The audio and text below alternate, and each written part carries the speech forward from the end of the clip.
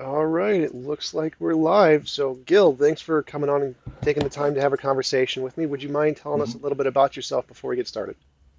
Yeah, well, thanks for having me. I'm happy to be here.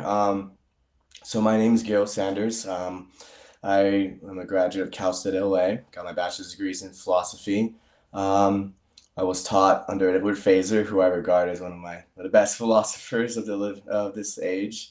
Um, and let's see, I started philosophy when I was about 12, actually. Coming from a home in which different ideas were being put forth. I was a Christian, mom wasn't a Christian, and I kind of just had questions, who was right? And I just came across like these forums, and one of them was actually teenspot.com at the time. And we just got into debates, and I just really enjoyed those debates, and I wanted to pursue that more and understand how the world works and what's truth. So that's a bit of my story. Just to summarize it out. So, and I'm a Thomist, just in case you guys don't know. So that just means I follow Thomas Aquinas. I kind of, I've been trained by Edward Fazer, studied under him for about 2.5 to 3 years at Pasadena City College. So that was a really great privilege. I learned a lot from him. I really think the Thomistic system is a beautiful system of thought. I think it coheres really well together, and I think it corrects a lot of modern errors that we see today. So, All right, cool. So, yeah. I'm an Mm-hmm. atheist, by which I mean I don't believe there's any reason to believe in a God. So, could you tell me more about Mm-hmm. Thomism and why you think that is good reason to believe in a God? Okay. Yeah, so hope you don't mind, but I'll probably take about like maybe 10, 15 minutes to explain an argument here because, Thomism has a lot of metaphysical kind of terminology to introduce. So I'm really just going to have to introduce that to you guys. So one of No the problem. arguments Go that I'm ahead. going to, okay, great. All right, so one of the arguments I'm going to use today is known as Aquinas' first way. It can be traced back to Aristotle. It's basically an argument from change. So it argues from change to the existence of God. The thing that's unique about this argument is that it doesn't assume the beginning of a universe. In fact, it actually assumes that it's eternal. So that so from there, it makes it a little distinct from all the other arguments, like Kalam cosmological argument, and that I really like it for this reason. So let me just go ahead and present a more a little bit modernized formulation of the argument. So I'll be presenting each premise to its conclusion, and then I'll be defending each one of those premises. All right, so the first premise in the argument from change is that some things change. That's premise one. And now the second premise is everything that is changing is being changed by something else. Nothing can change itself. And the third premise is that, but this series of changes cannot go on to infinity. And then the conclusion, therefore, there must be a first cause of all change. And so I would like to start then with the first premise. Some things change. Now, I think this is pretty self-evident. I'm moving my hand, there's a change in location. Things die, they go out of existence. That's a change in substance. Things come into existence, that's also a change in substance. There's also changes in qualities, like, for example, water freezing, water melting. Those are changes in qualities. There are also changes in different like colors, that we see and the seasonal changes. So changes seems to happen all around us. In fact, it just simply seems to be an undeniable fact of reality.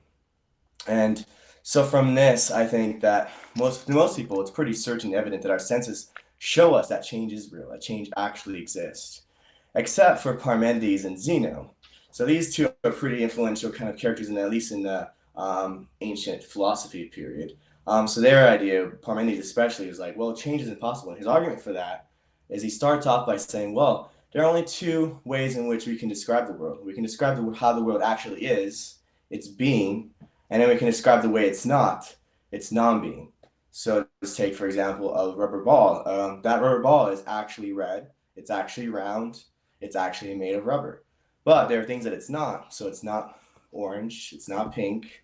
It's not a puddle of goo. So those are things that it's not. So for Parmenides, he says, how do we account for change? Change goes from being a red ball to being something that does not yet exist, which is the orange ball.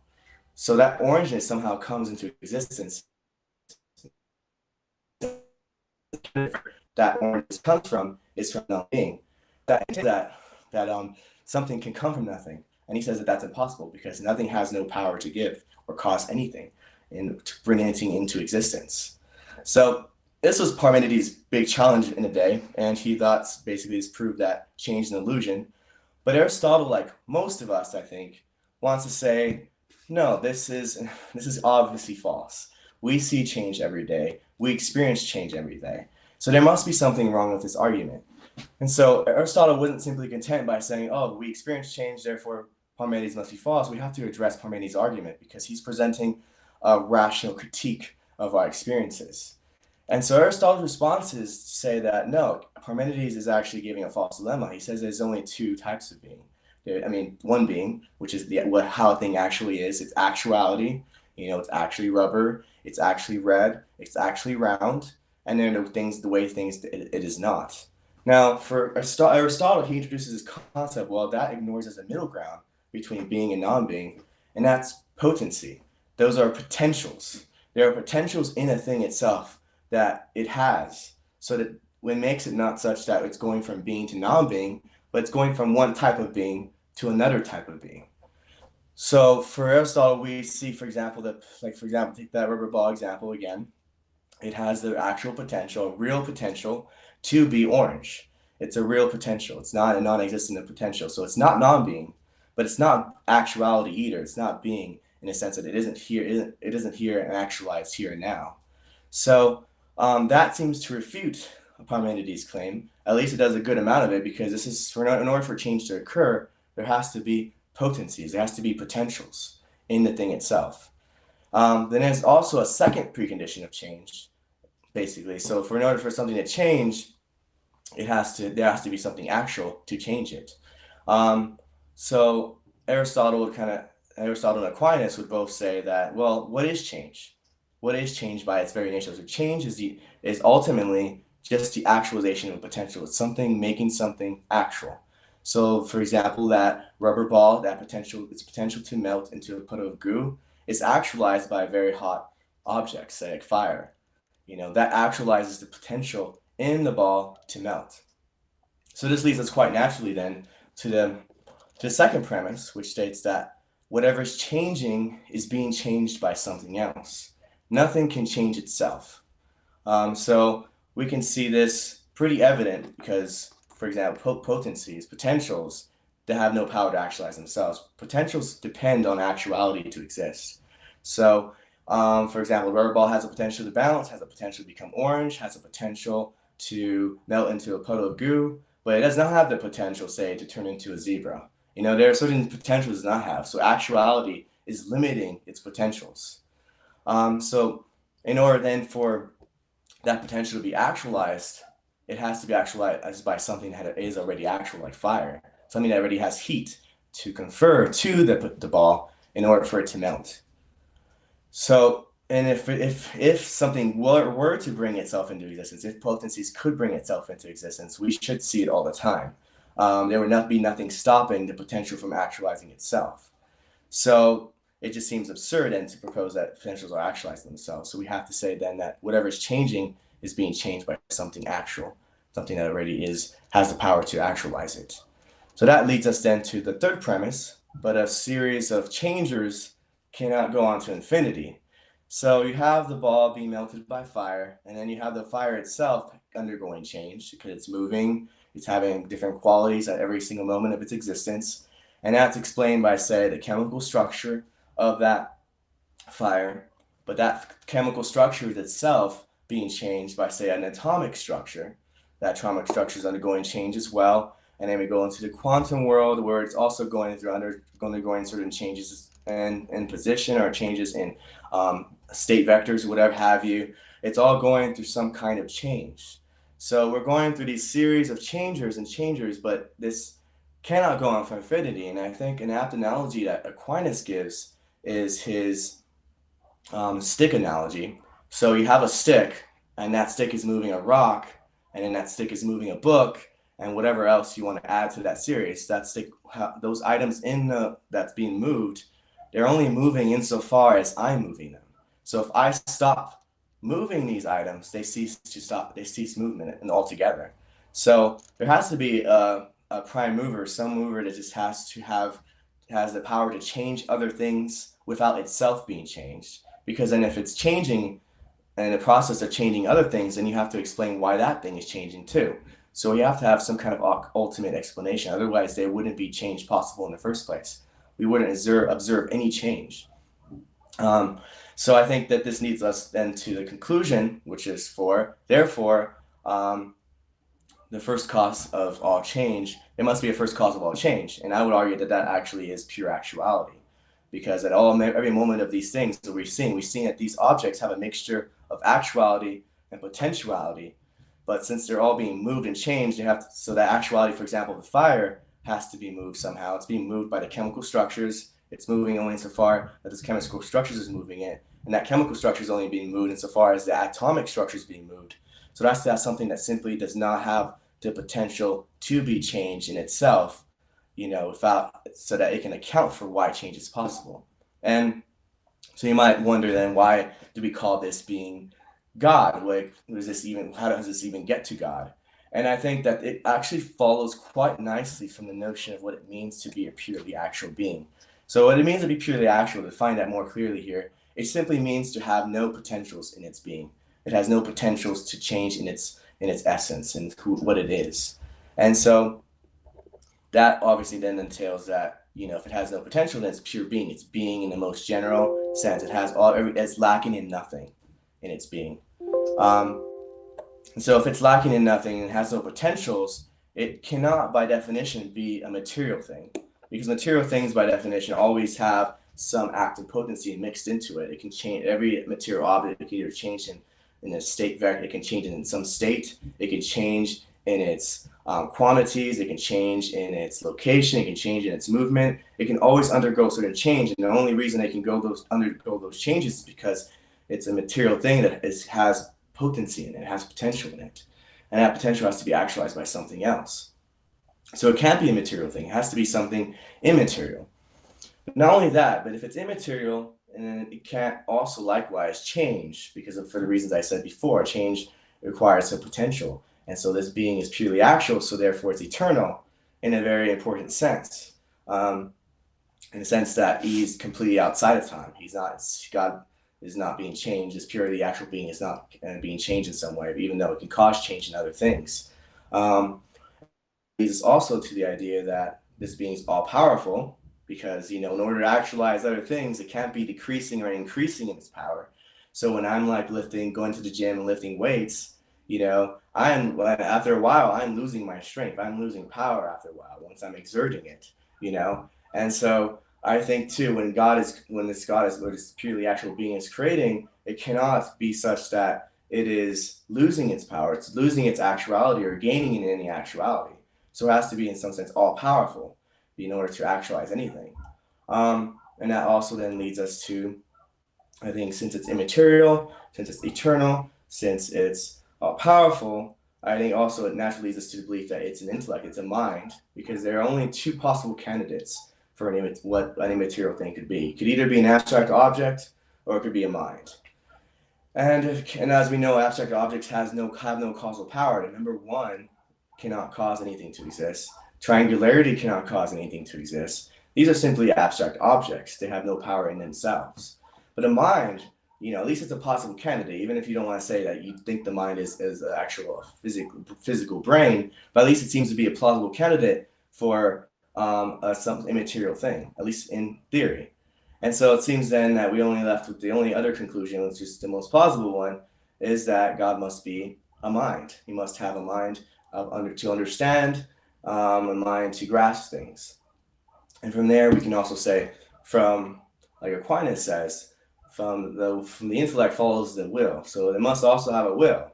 It can't simply just have a mind that's necessitated to do or think in a certain way. Because if it was necessitated to create the universe, for example, if it had to create the universe, it would have to be actualized. It would be in its nature such that this God has to create the universe in order to actualize itself in God's being. But since God has no potentials in his being, he has something to actualize in himself, he doesn't need to create anything. Because if he does need to create something, then this being can't be purely actual. It can't be the first explainer of all, first cause of all change. So I would say then that leads us then that God has some kind of freedom in the creation of the world. Since the world did not have to exist, there has to be some being that's such that it's capable of choosing or choosing not to create this being, this world. So then also lastly, then this leads us to that there can only be one purely actual being in principle. It's not simply that there could be purely actual beings in principle. Like there can only be one. And the reason for that is that you'd have to differentiate between two purely act beings. So if you have a pure act being A and a pure act being B, how would you differentiate them? You can't use matter. Matter differentiates it in terms of matter's located here, it's located in here. So we have two different objects that have maybe the same essence in some way, like two pencils. They may be identical in every single way, but they're individuated or they're differentiated in terms of their matter. But this being, as we know, just simply does not have matter. Nor can we say it's a difference in metaphysical properties that this has, like say this A has a metaphysical property that B does not have. Because then you're saying that this being A, pure actuality, has more purely actual in its being than B. And it's impossible for that to happen because it's supposed to be purely actual. There's no aspect of its being in which it's limited. So the only reason we have diversity and multiplicity of beings is because there is a difference in what they have or what they lack. And since pure actuality, if we have two pure actual beings, they're just pure, they don't have any of those lack. They completely have being in its fullness. That's what it means to be purely actual. So we can't differentiate them in principle. So it's kind of like saying, for example, if I had, say, a concept like bachelor, what is a bachelor? We know that's an unmarried male. And then I had a concept, another word called schlob. What would differentiate this two in terms of what they mean? Besides, of course, they're the words that we use. And well, the schlob, if I define schlob as an unmarried male as well, they're pretty much identical in their concepts. They're the same word in essence, Or when I talk about, we talk about morning star or evening star. Now, these things may differ in terms of their sense. That's, the classical Russell, as other philosophers have pointed out, is that they differ in sense that we're talking about the star that seems to appear in the morning and then the star that appears at night. But they're both the same. They both refer to actually the same object, so they have the same reference. So in the same sense, though, in the same way, it seems that there is no way to then, in principle, differentiate it, at least two purely actual beings, in terms of its ontology. There's nothing to differentiate. We may be able to differentiate in terms of like sense. You may try to use some different words to describe it. At the end of the day, it's still just going to be purely actual, and there can only be one being in principle that follows from this. So I believe that this is what we all know to be God, and I'll let you state your objections. All right, cool. Well, the first thing I wanted to start with was actually something not that doesn't have to do with Thomism. It was when you said that something that's timeless and spaceless must either be abstract or a mind. That is a argument from ignorance, don't you think? I think in terms of arguing for ignorance, so I would say in terms of it's at least plot because we're trying to say what are the most plausible possible candidates that we have. I'm not saying necessarily, I don't have to say anyways, that this exhausts the possibilities necessarily. But I simply have to say, well, this is what we know to be possible. And so among those things that we do know, this seems to be the most plausible explanation. Now we get into a more advanced Thomistic argument. I know I'm borrowing from Leland and Craig, so this is typically not the way a Thomist would argue, in fact, in terms of arguing for the intellect of God. In fact, we would probably argue more in terms of like the fifth way, argues in terms of teleology, final causes. So in terms of final causes, things pointing toward a certain end, that implies that there has to be an intellect. I just didn't want to do that because we'd have to introduce a lot of more terminology and then have to even go into the fifth way to demonstrate that. But I think this suffices to show that this is plausible, and the most plausible way to think how to think of this being. Right. So my objection to that would be we do actually know of natural things that can exist outside of space and time that aren't abstract objects and minds. Neither of those can actually exist outside of space or time, given philosophy. So like in the amplituhedron, which is a theory by Nima Arkani-Hammad in physics, that's where space and time emerge from a more fundamental natural thing, which is called the amplituhedron. And Sean Carroll poses a theory called emergent space-time, same thing, where space and time emerge from other things. So we do have examples of things in physics which are more supported than any philosophical concept that can exist outside of space and time. But yeah, that really has nothing to do with Thomism, but it's just a trivial point. So to go into I mean, Thomism, yeah. Um, Okay. I So I just agree want with. to push back a little bit on that, All right, if that's okay. sure, So go I just for it. want to ask I just want to ask some some questions about it. So what does it mean then for an object for a natural object or being to be outside of space and time? What is it? What is it? Is it a concrete, definite being? I mean, does it have like, is it made of matter still? Like, what are we proposing exactly?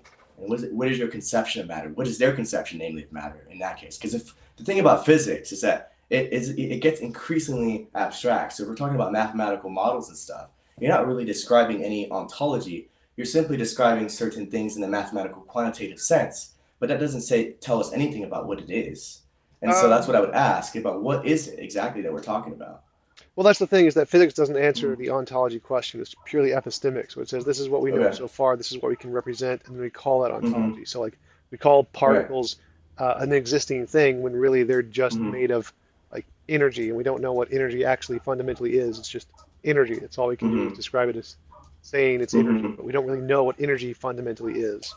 So it doesn't Mm-hmm. actually answer the question of ontology. It just says space and time are physical things that we can measure and represent, and they're parts of the universe, and there's something more Mm-hmm. fundamental. We know there's something more fundamental. So it So doesn't what is actually, it? Mm. we don't know. Oh It yeah. doesn't it So. doesn't Mm-hmm. say specifically what it is. It just says we know Mm-hmm. here's what space and time is, and we know there's something more Mm-hmm. fundamental than those things. Okay. But what does it mean to be then physical? Because you said that these are physical items. So what does it mean to be physical under your view then, or at least under these scientific views that you're appealing to? It just means measurable in some sense. So it's Measurable. just Okay. discernible through the known laws of physics. So all of these different theories Mm-hmm. are combinations of principles, particles, and laws in physics that Mm-hmm. have been measured. So Mm-hmm. these are just different combinations of those. So it is a measurable, physical, or natural kind of a thing. Mm-hmm. And so this world that's outside of space and time, it's measurable then in some sense. Yep. And so if it's measurable, then it has a quantity, right? And so if it has a quantity, then it has some finitude, I would say, in it, some actuality and potentiality in it.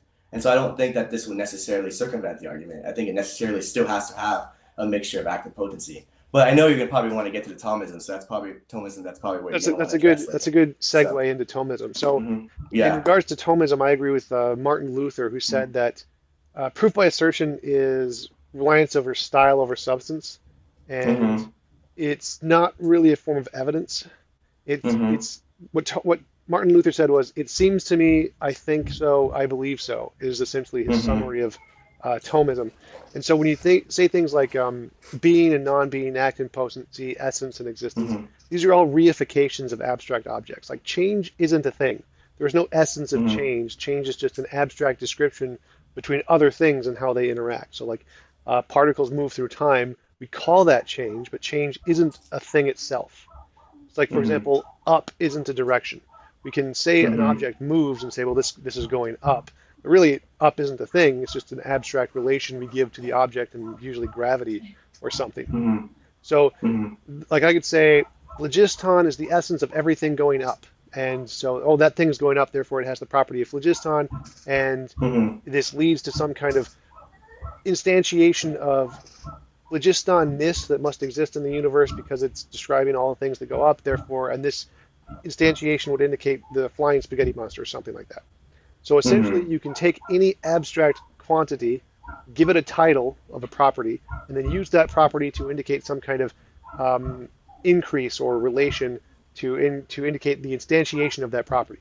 But you can do this with anything. Mm-hmm. Just make up any property you want and do this. So Mm-hmm. all of these things you said, the essence, existence, act, potency, being, non-being, there isn't any evidence to show these actually exist. They're just abstract concepts, the labels that have been Mm-hmm. placed on things that exist in the world, which is Mm-hmm. essentially the main criticism of Thomism, that it's essentially just Mm-hmm. applying labels and then calling those labels real things, which is a reification, and then using that Mm-hmm. reification to indicate an instantiation of it like a real thing in the world, which it can't do. Mm-hmm. Because the first thing you have to do is, with any epistemology, is show what's the difference between the thing I'm labeling, is it real or imaginary? How do I show this isn't just a part of my imagination? And with science, we Mm-hmm. do that with novel testable predictions. If I Mm-hmm. say phlogiston is a thing, well, I have to give it properties and say, okay, I can show this is the case because I can make predictions about the future which other people can't predict. And that would be evidence Mm-hmm. that this exists outside of my imagination. But with Thomism, Mm-hmm. you can't seem to do that. They're just applying labels to things we already exist, that we already know about, Mm-hmm. which in Mm-hmm. science is just, you can do that with anything. You can say, like in quantum mechanics, we see Copenhagen interpretation, we see these effects occurring. We can label them in lots of different ways. Maybe it's the multiverse, maybe it's string theory, maybe it's magical leprechauns. You can label them in any way you want, but if you can't differentiate them from Mm-hmm. being imaginary and real, then you have no evidence. And for me, it seems like Mm-hmm. Thomism has that flaw, is that it's just labeling things with no substantive evidence to demonstrate these labels are correct. Mm-hmm. All right. So, do you believe that change is real then? That change really exists? No, I think That it's a real process in change the is an world? abstract concept that describes real things. Change itself is not a real thing. Mm-hmm. Change itself is not a real thing. So what I'm describing, so I'm saying change is a description of something that actually occurs in the real world. It's a process of things that happen in the world. So I'm not saying change is a thing in itself. I never said that change is a thing, like an object, like some ontology here. That's some stuff you can grab onto. So I'm simply describing, saying that change is a description of the way things are, the way things happen to be in the events in the actual world, whether it's in your mind or it's in the external world itself. Change seems to be a real event. So I'm not saying it's a real thing. Change itself is a real thing. So it's a description of a process. Well, no, that's the thing, is change isn't a Mm-hmm. process. Change is just a Mm-hmm. description of a process. So there Exactly. isn't Yeah. like when you try to say that change, there must be a first changer or something, like a first mover to cause Mm-hmm. the initial change. Well, that's not true, because change is an Mm-hmm. emergent property of interacting multiple things. And change is simply an emergent property. Can you define that? What you mean by emergent property? Because it seems to me when something emerges, that itself is an instance of change. Like when something emerging, something out of some kind of collection of particles or whatever, however you want to define it. That seems to be an instance of change. Um, so I'm not quite sure because I don't think I'm not defining change as a thing in itself. Like I said, I am actually saying it's a description of a process. I'm saying that as well. I'm not denying that. It's just I'm not sure what you're saying exactly. So it's an abstract concept. Abstract concepts Mm-hmm. don't exist. They're not real. Mm-hmm. So you can't use an abstract concept to try and instantiate a real thing and say, well, because there must be change, there must be a changer. That's it's Mm-hmm. I forget. Wait, so change is abstract? Are you saying change is an abstract object? Yes, uh, yes. I wouldn't say it's an abstract object. I'd just say it's an abstract concept. Abstract concept. Because I'm not a Platonist, so I Okay. don't think there are actually Yeah, oh abstract right. objects. Right. I feel like that's really strange to say an abstract object is change. Like the number one, it doesn't undergo any change. It seems to say that in order to define change as an abstract object, that seems to go against common sense. I mean, I'm moving here. It doesn't seem to be an abstract concept. It's not something that's just in my head, unless you want to say it's just like ideas, if you're like an idealist or something of that sort. And Well, even in right. that case, Let but me clarify a little bit. So mm-hmm, when we move, that is mm-hmm, something. But what that is matter and mm-hmm, energy. There's no change. Change isn't a part of that. mm-hmm, We just label it change. So this mm-hmm, is all matter and energy interacting in some way in space-time. That's what it is. So there's a mm-hmm, beginning to matter and energy, but there mm-hmm, isn't the change. The change isn't a part of it. So when we see matter and energy move, we can say that had a beginning at like the Big Bang, but mm-hmm, that doesn't mean that this idea of change applies to everything before that, because it doesn't. Because we mm-hmm. know of things that can be outside of space and time that don't have the change feature, like things that Hilbert space, which just exist in all possible dimensions at the same time, where things can both exist and not exist at the same time, Schrodinger's cat. The laws of our conceptions of change break down before the Big Bang in quantum mechanics. So this idea of change that we apply to things like matter and energy motion don't apply to those fundamental levels. It's just an abstract label we apply to things like up. It's like there's Mm-hmm. no up before the Big Bang. Up is just a Mm-hmm. relation that we apply to things. So you can't say apply the concept of Mm-hmm. up prior to the Big Bang. It doesn't make any sense. Mm-hmm. Mm-hmm. Okay, so that seems to really relativize. Okay, I can understand the up and down analogy, I suppose. It depends on what, relative to your position, what you're talking about, what up or down is. But then it seems like in how you're explaining, change, matter and energy interacting in itself, the instance of change that we're talking about. So I'm not saying it just seems weird to me because it seems like you're taking change as this concept and I'm just reifying it, but that we I'm just change just picks out a process. So if you're picking it's just that word the word that we say change, it's just picking out a certain process in the world, and that process is going to be matter and energy interacting with each other, or Right, right. whatever the objects of our sensory experiences are occurring. It picks out So a that's change. process. It's not all Mhm. processes. You're applying them to all processes. It's picking out a Okay. process, and that process Hmm. has a beginning because it's the process of matter Okay. and energy. But it doesn't Right. apply to all processes. That's the difference Hmm. here. Is you're taking an abstract concept, labeling Hmm. this one process with that abstract concept, and extrapolating it to all processes. No, so I'm only applying that to things, processes that are actually undergoing change, though, in some sense. Like I'm not as far as as far as those things that when I'm saying something's changing, I'm not saying that everything is changing. I'm not saying all things are changing. Oh, right, You know, right. I'm simply saying that with the things that we do that see are changing, the things that are like the description of process, those are going like in matter and energy interacting in different ways. That is change, and so as far as that is in fact occurring, you have to account for why that's occurring. How is that possible in the first place? And that necessitates the introduction of something like active potency as real features of the world in order to explain why change is occurring at any level. Well, no, Whether that's the part where I'm objecting to. That's a mm-hmm, false dichotomy. mm-hmm, There's many ways to mm-hmm, introduce change without that necessary potent or an active potency distinction. That's only one mm-hmm, way to potentially explain change. I don't think it does. I think it's just an abstract description. But we can have mm-hmm, change as a fundamental nature of reality, as again in like quantum states. If we can just say there mm-hmm, is a quantum field that exists, quantum mm-hmm, fields inherently generate change. The quantum field isn't changing at all, but it can cause mm-hmm, change in space-time events. mm-hmm, You can get that without act and potency. That is a process that exists eternally and can cause mm-hmm. change, but isn't itself changing in that sense. So it seems to me that you're simply saying it does change without explaining how it's possible for change to occur. Like, for example, if all we have is being, the way something is, that's just the way it is, like with the way that quantum state vector is, how it is, it's not going to be able to, what makes it possible then to produce change is it has a potential to produce that.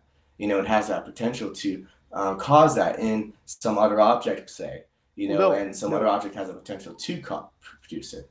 So in physics, there's Mm-hmm. no potential. There's no potential energy. There's Mm-hmm. no potential. It's just inherent So into its nature. I So I think that's very, I think that's dubious because like Heisenberg, he appealed to potentiality as real aspects of the world.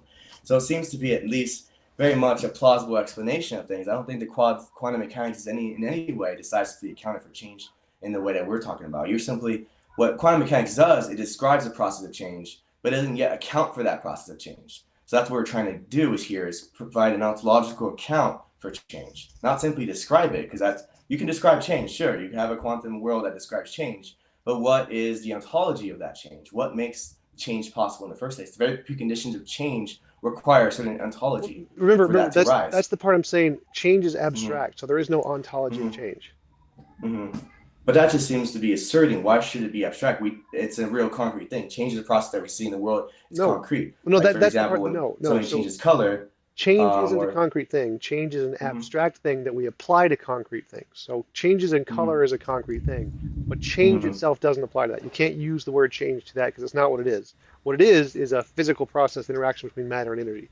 So we know matter and energy mm-hmm, have a beginning essentially at the Big Bang, mm-hmm, but that same concept of change doesn't apply to anything else. It only applies to matter and energy. There are things that in the quantum mm-hmm, range it doesn't apply to. Um, there are certain things in quantum mechanics that do have potential energy, which I'm mm-hmm, sure is what Heisenberg was referring to, but not all things do. That's not how it mm-hmm, works because there are certain fields that are just they're fields. They don't have potential energy. They just mm-hmm. are. So, if, for example, Mm-hmm. Stephen Hawking said the net energy of the universe is zero. It doesn't have Mm-hmm. potential energy. It just is. So Mm-hmm. the concept, applying the concept of change, how we see it in the physical world, doesn't apply to the quantum level. It's just taking an abstract concept and then just extrapolating it to everything. Like if I said Yeah, up, so I don't. if I see Mm-hmm. something go up, well, we can just say up is a direction and applies to everything. Well, we know it doesn't because if Mm-hmm. you're on the other side of the world, what I see as up is what you should see as down. So Mm-hmm. taking that abstract concept, you can't apply it universally. They're just ideas. You would need some way to Mm-hmm. demonstrate these aren't just ideas by like making Mm-hmm. testable predictions. Mm-hmm. Okay, so you acknowledge though that this change that I'm referring to actually exists in the macroscopic world at the very least, correct? You Right, acknowledge right. that that is real of the macroscopic world, but you're saying that of the microscopic world, it just simply stops applying.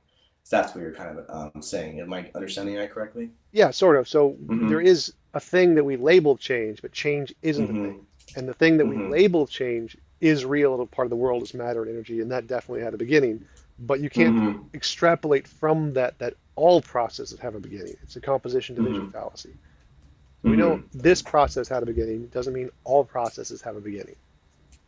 Well, since all processes is one going from one event to another event, for example, that is itself an instance of change. So change is simply a process. That's not a thing because you keep saying it's a thing. I'm confounded by that because I don't say it's a thing. It's a process. And so no matter what process you say, any type of process is going to be an instance of change. It's going to be an example of change. Our concept simply picks out that process. It's just a word that you pick out. Just like we have, say, the word red is just picking out something we observe in the world, or we have, say, particles or some body of objects, some body of extension, say, we're just picking that out in the world. We're not saying that the concept itself is the real thing. We're not saying the change of concept itself is the real thing. We're simply saying the concept of change is picking out some process that actually occurs in the world. Well, no, Um, no. eh, Again, mhm, that's the false dichotomy. So I can give you a few mhm, instances of change that have nothing to do with that at all. So one would be the block mhm, universe, where everything just exists simultaneously. There is no change mhm, in the block universe in the sense that you're using it. There is still mhm, something you can call change, but it's mhm, completely different concept in every way. So it wouldn't mhm, apply in the Thomistic world. It would just defeat the Thomistic world entirely. Same with mhm, infinite regress would also defeat the Thomistic world entirely, or circular, where something causes itself, would defeat the Thomistic world entirely. Those are all instances of change that don't have a beginning. And we have physical mhm, instances of like that. So like in quantum mechanics, that's more of something outside of change, which can then cause change. But it doesn't change. It's the Hilbert spaces don't change. They cause change, but they don't mhm, change. They just exist. So mhm. each one of these is an example of something changing in the Thomistic sense that defeats Thomism. So these Mhm. can happen. The way that Thomists apply the word change don't apply to these examples. Okay, so in those examples, what does change mean then? And when you're saying that there's change in those worlds in some way, but not change as a Thomist understands it. So what does that mean exactly? What is change in those particular worlds that you're talking about? So there's the essence essentially of the Hilbert space, and the Hilbert space has Mm-hmm. some essence which can Mm-hmm. result in a statistical difference in spacetime. So the Hilbert space doesn't Mm-hmm. change at all, but stuff in Mm-hmm. spacetime changes because of the Hilbert space. Mm-hmm. So the Hilbert space has some kind of causal power that's exerting onto the thing itself. Is that what it is? Or simply a math? So like I need to brush up on that to be honest. But so in that model, is it trying to say that it's static and somehow it's just still causing some differences in some concrete world? Yeah, so it would be analogous to how Mm-hmm. you see as God Mm-hmm. being outside of just pure act, pure Mm-hmm. Mm-hmm. in that sense. So it'd kind of be like that. Mm-hmm. Mm-hmm. So is it? But the thing is, like even you're saying that physics doesn't actually explain the ontology of it. It doesn't explain what it is that's not changing. It's simply saying there's some non-changing thing we can maybe describe in some mathematical sense, perhaps. But that mathematical sense, why should we think that those mathematical, those mathematical concepts, those mathematical descriptions we have that are actually real, like they actually really exist and that they're even possible in the first place? Like, how do we know that they're possible things to exist that can possibly exist? Well, physics is more supported than anything in philosophy. So physics is a Mm-hmm. combination of principles, particles, and laws that have been verified, and we're just combining them in different ways. So Mm-hmm. the multiverse, for example, is a combination of vacuum states and early universe inflation. So which Mm-hmm. both of those we have empirically verified. So everything in physics already has a good evidential basis, more than anything in philosophy, because philosophy is essentially we're just Mm-hmm. taking concepts in our Wait. minds and applying them to reality. Mm-hmm. Whereas physics, it's taking physical concepts we have demonstrated to exist in reality and combining them in different ways. Mm-hmm. So does that make sense that physics is more supported than philosophical assertions? Physical theories are more supported than philosophical theories. So I don't think that would work though, because physics just has to assume certain categories, the way thing actually is. There's actuality, the way something actually is. It has to make use of those concepts. Like there are very preconditions of physics depends on the metaphysical understanding of the world. And so when you say that it's more supported, like I just think it's a little too dismissive. Like we have Heisenberg, who just simply did not say, "Oh, potentialities exist in the macroscopic world." She appealed to it in the microscopic world. He said it makes perfect sense of the quantum world. And he's a very well-renowned physicist who appealed in this way. So we have him saying, for example, when we talk about superpositions or the collapse of the wave function and all these things, these are best explained by potencies. These state vectors are actually describing potentials of that system. So superpositions, for example, are just simply there are different potentials to be in certain areas simultaneously. Potentials can be have different contrariety of potentials simultaneously in potency. So that's what Heisenberg was saying. And I just don't think that this is immediately settled science. Like somehow physics has just simply dismissed it. And this whole notion, like, well, the notion of multiverse, like, I don't see any kind of like, what do you mean by empirical support? Do you just simply mean it's like empirically supported, like it's a possible model that can make coherent sense? Or do you actually believe that there are multiverses in the real world? Do you think that's settled by science at the moment, or what are you Uh, claiming there? no, not exactly. I mean, like, if we're Mm-hmm. trying to explain some event, like what knocked over a cup, if I add in things Mm-hmm. like, well, it could be the squirrel, it could be the wind, it could be Mm-hmm. a bird or something. If I add in things that Mm-hmm. we already have empirical support for, that Mm-hmm. explanation is going to be a better, more supported explanation than if I add in things that we don't have empirical support for. So if I said Mm-hmm. aliens or leprechauns or magic, those Mm-hmm. explanations would be inferior to the explanations of the squirrel or a bird or wind because they already have Mm-hmm. empirical support. So in the case of physics, they're adding in things that already have empirical support, like a bird or a wind. In the case of the multiverse, it's the early universe inflation and vacuum states. Those are empirically demonstrated things like birds and squirrels. So saying that Mm-hmm. these things can cause the change that we see in the universe is more plausible than saying it's act and potency or being and essence and all of these other descriptive terms, because these don't have empirical support. These are just descriptions we apply to things. No, I would say that's false because the empirical support is that there's the way a thing actually is. We see how features are actually are. It's like the particles.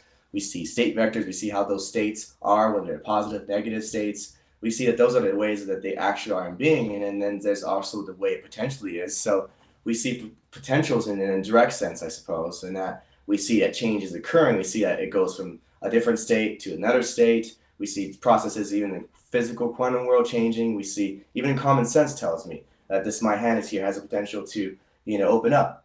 So it opened up. There's a potential there. It's not actual yet. I have potential to open my hand up, but now there it is. It's empirical. I can verify that. And so what we active potencies is picking out things that actually really occur in life and simply explaining how it's possible for us to see those things, how it's possible for there to be change at all. And it states the very preconditions of reality. I don't see it as actually just a concept. It's a reification. I think you're simply I don't know. I don't understand why you see it that way. Well, that's the consensus in philosophy is that you've Mm-hmm. taken these things that we see and you give them a title, Mm-hmm. but we can just give Mm-hmm. them a different title. We can apply different concepts to them, different ideas of ontology other than Thomistic ontology, and those are equally supported. Like the Consensus infinite, by who though? What philosophers are you appealing to? um, what's it, the Paul, Phil Survey's paper, I think. Mm-hmm. So So, did they actually say that this is just Thomism is just word games? Is that what they say? well, I know that's specifically what Bertrand Russell and Martin Luther and the many philosophers I've read about it have specifically said about Thomism, but they usually consider Mm-hmm.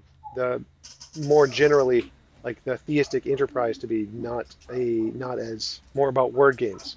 So I can Mm-hmm. definitely find I can try to find studies specifically on Thomism if you want, but it's Mm-hmm. theism itself is a minority position in philosophy, and Thomism is a minority position in that.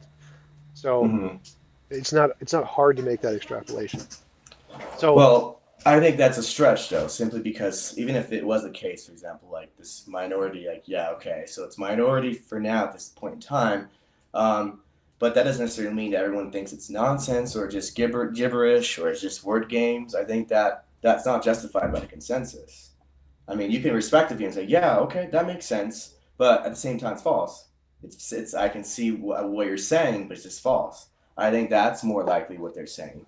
I haven't really encountered that kind of dismissive attitude, especially because we have E.J. Lowe, we have John Haldane, we got Robert Pasnow, we got Kit Fine, one of the eminent Aristotelians of today. We have David Oderberg. We have all these great thinkers like Nancy Cartwright, Stephen Munford. These guys they know their stuff, and they're modern philosophers, and everyone respects them in the field. And no one's making a charge. Oh, you're just kind of making language games. You're making word games, and it's gibberish. I don't see that as actual plausible inference from this fact that there's a consensus necessarily. I think Um, that's usually exactly I don't think they use those words specifically, but they're saying mm-hmm. that all you're doing is taking language and applying it. Like, say, if we see a phenomenon like something rising, You can say, well, that's Mm-hmm. phlogiston. There's a phlogiston particle that's causing it to rise. And someone else can say, oh, Mm-hmm. no, no, no, it's not. It's just the particles are just expanding, which is what's causing it to rise. You can apply two different ontologies to describe what change is. It could be like a Mm-hmm. Thomistic kind of ontology, or it could just be a different kind of ontology, like a physics kind of ontology. And simply Mm-hmm. saying, well, the Thomistic kind of ontology applies to everything, well, I can just say the physics kind of ontology applies to everything. So The you, problem is that by your own, by what we said though, is that physics doesn't even have an ontology. right, it doesn't, So, right. So, and that's so a physics problem. doesn't go that Mm-hmm. far. No one does because the Mm-hmm. correct answer is Mm-hmm. we don't know. But anyone can. You can Mm-hmm. take physics and then just say, Mm-hmm. okay, here's the fundamental ontology. We're just going to apply it to everything and be done. But that's just Mm-hmm. not a supported conclusion for anything. And that's exactly what Thomists are doing. They're taking the ideas, the concepts they have, and just saying, oh, this is the fundamental ontology, which isn't supported. And Mm-hmm. anybody can do that. We can do that with physics and say, here's the fundamental ontology, and it's everything, which of course also wouldn't be supported. So that's Mm-hmm. why the philosophers don't really see Thomism as a strong argument because it's just taking an idea and asserting that it exists, like proof by assertion. And it Mm-hmm. doesn't really work because you can just make proof by assertion of a different ontology and it'll be equally supported. Mm-hmm. So I've seen a lot of philosophers, I study a lot of philosophers. I've been under calculated way, people who are not Thomists, they don't use that objection. They don't say Thomism is just word games. They usually just simply say, well, we just have better metaphysical and we have better metaphysics. We don't need that anymore. Or they kind of have this idea of like, oh, it's outdated. We don't need to appeal to final causality. We have certain things like efficient causality suffices to explain the world. It isn't to the extent what you're saying, well, we can just we can describe whatever we like and add words to it. I just think that that's just not true. And we How are have those two very, different? Because when you're saying we have mhm, different metaphysics, we're saying we have different yeah. ideas, different word games that we can play to say, well, here's what they are. And these are more supported, they're saying, is that So we have better well, that's metaphysics. your projection though onto the metaphysics like landscape because when they're not saying, oh, we just have different ways of describing it. They're just like, well, this is the better way. This is the truer way. They're not saying we're just playing word games. We're not saying, oh, I'm just going to describe it this way, blob, schlob, and that's it. Metaphysics is not simply doing that. It's like it's actually really trying to actually get to the heart of what is like, accounting for actually how change occurs. So, like for example, being is not a made-up word. It's common sense. It's not like you can describe it some other way. It's the way something actually is. It's actuality, how a thing actually is. It's round. It's rubber. A particle is actually of this particular sort. It's of this particular charge. You know, you're describing things that it actually is. Being is a real category. Non-being, the way things are not, is real. Is in some sense actual. It says something true about reality as well when I say that you're not a zebra, you know, you're not, I'm not, I don't see a zebra sitting in front of me right now. That's a true statement. That's that the zebra is non-being where at this moment here.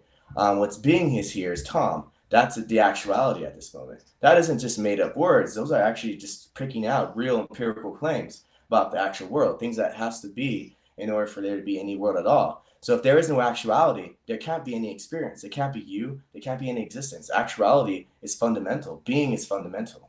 Well, So again, those aren't that's just made up words. those are made up words. So Mm-hmm. just saying being is fundamental is just like saying um, zebras are fundamental. Like I can make up a Mm-hmm. word and say this applies universally to everything, but you haven't presented any way to differentiate your So that's what, assertion. so no philosopher would agree with you with that. No metaphysician will ever agree with you that being is just a made up word as much as like zebra or schlob that we can use it to mean anything. They would say being is a real feature that you need being in order for there to be anything at all. Like in order for you to experience anything, there has to be being. No, being And is an so, abstract concept. So mm-hmm. you're applying it again. It's a reification. I'm just taking this straight Mm-hmm. from Russell in his critique. Mm-hmm. So there are Mm-hmm. actually the biggest, most famous philosophers in the world have said this Mm-hmm. repeatedly. Even modern philosophers say this, and I can get you the quotes because I have them. Because I Mm-hmm. actually use them against my debate against Ben Arbour. So Mm-hmm. these concepts, you're using words that apply generically to lots of different things, and then saying that these Mm-hmm. represent an essence of fundamental reality when they're just words that apply to lots of general different things. Mm-hmm. Wait, so you wouldn't say, for example, that you are a being. I would say that, That but it doesn't you mean are being okay. is a So thing. then being is real then, because you are a thing. Like you are a type of thing. So being in self, you have some being in you Like have being in you. like So you don't. You I would say this cup is solid, but it's uh not. huh. 99% of it is empty space. So when I say Right. I am a being, it essentially falls into the problem of identity and the problem of the heap and Theseus's ship. Like, no, There isn't that thing. There isn't a I am a being there. It's just an abstract description we apply to things. And there's lots of problems with that description, like where do I end and other things begin? We have no idea. It's just, and what does matter begin? Is matter even real? Are we in an idealistic universe? Is there like a Hilbert spaces? Are we all just a probability wave or a holographic universe principle? There is no being there. We have no idea what is actually there. We're just giving it labels and saying it is a being because it's useful for us. It doesn't mean there's an essence of being there. So you're saying then, okay, I'm trying to wrap my head around this, so you might have to be patient with me on this. So when I'm understanding being is I'm simply saying anything that exists in some way, you know? So you're a thing that exists, so therefore you have being. I'm a thing that exists, therefore you have being. That particle is a thing that exists, therefore that particle has being. I'm not understanding it in any other different sense than that. And so I don't think that contradicts anything that you said from what I'm understanding. It simply seems to be being is fundamental to the world. It's then there without being there is nothing. That's just we can't. I feel like those are fundamental concepts, and I mean, you might appeal to like Russell, and you're appealing to Russell here, and I don't think Russell would make this disagreement. He wouldn't say there is no such thing as being. Being is just simply a mere fiction. But if he did, he'd probably be following maybe Wittgenstein, who did believe that this is all wordplay games, at least at one point in his career. The Well, case, and I'm that's more just you're just specifically selecting. looking at it Mhm, from like a quantum physics perspective, where we don't exist. We're mhm. just probability waves, essentially. There is no being there. There is But no waves being do there. have being in some sense. There's something that Right, right. So exists, in this right? analogy, So the vector. in Hmm. this analogy, I don't exist. The waves exist, and I am just Hmm. essentially a description we apply to something of the wave collapse function. There isn't me there. I'm not there. It's just a Hmm. wave collapse function.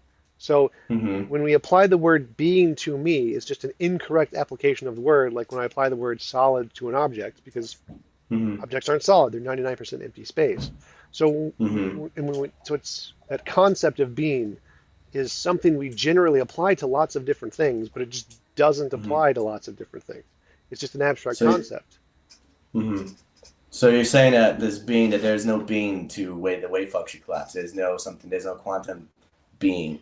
Oh, There's no, no, no. no way in which the quantum is. So I'm saying if you use the word being to describe something like me, that could be Hmm. false. And here's one way it could be false. Now you can still abstractly use the word being to describe just anything, but the point is Hmm. that could also be false. So when you apply the word being to things, it's because the word is so abstract and not a well-defined term that you can apply it to anything you want and then claim that that is the essence of being. It's not actually evidence that there's an essence of being. It's just the term is so not well defined that you can just apply it to Hmm. anything you want.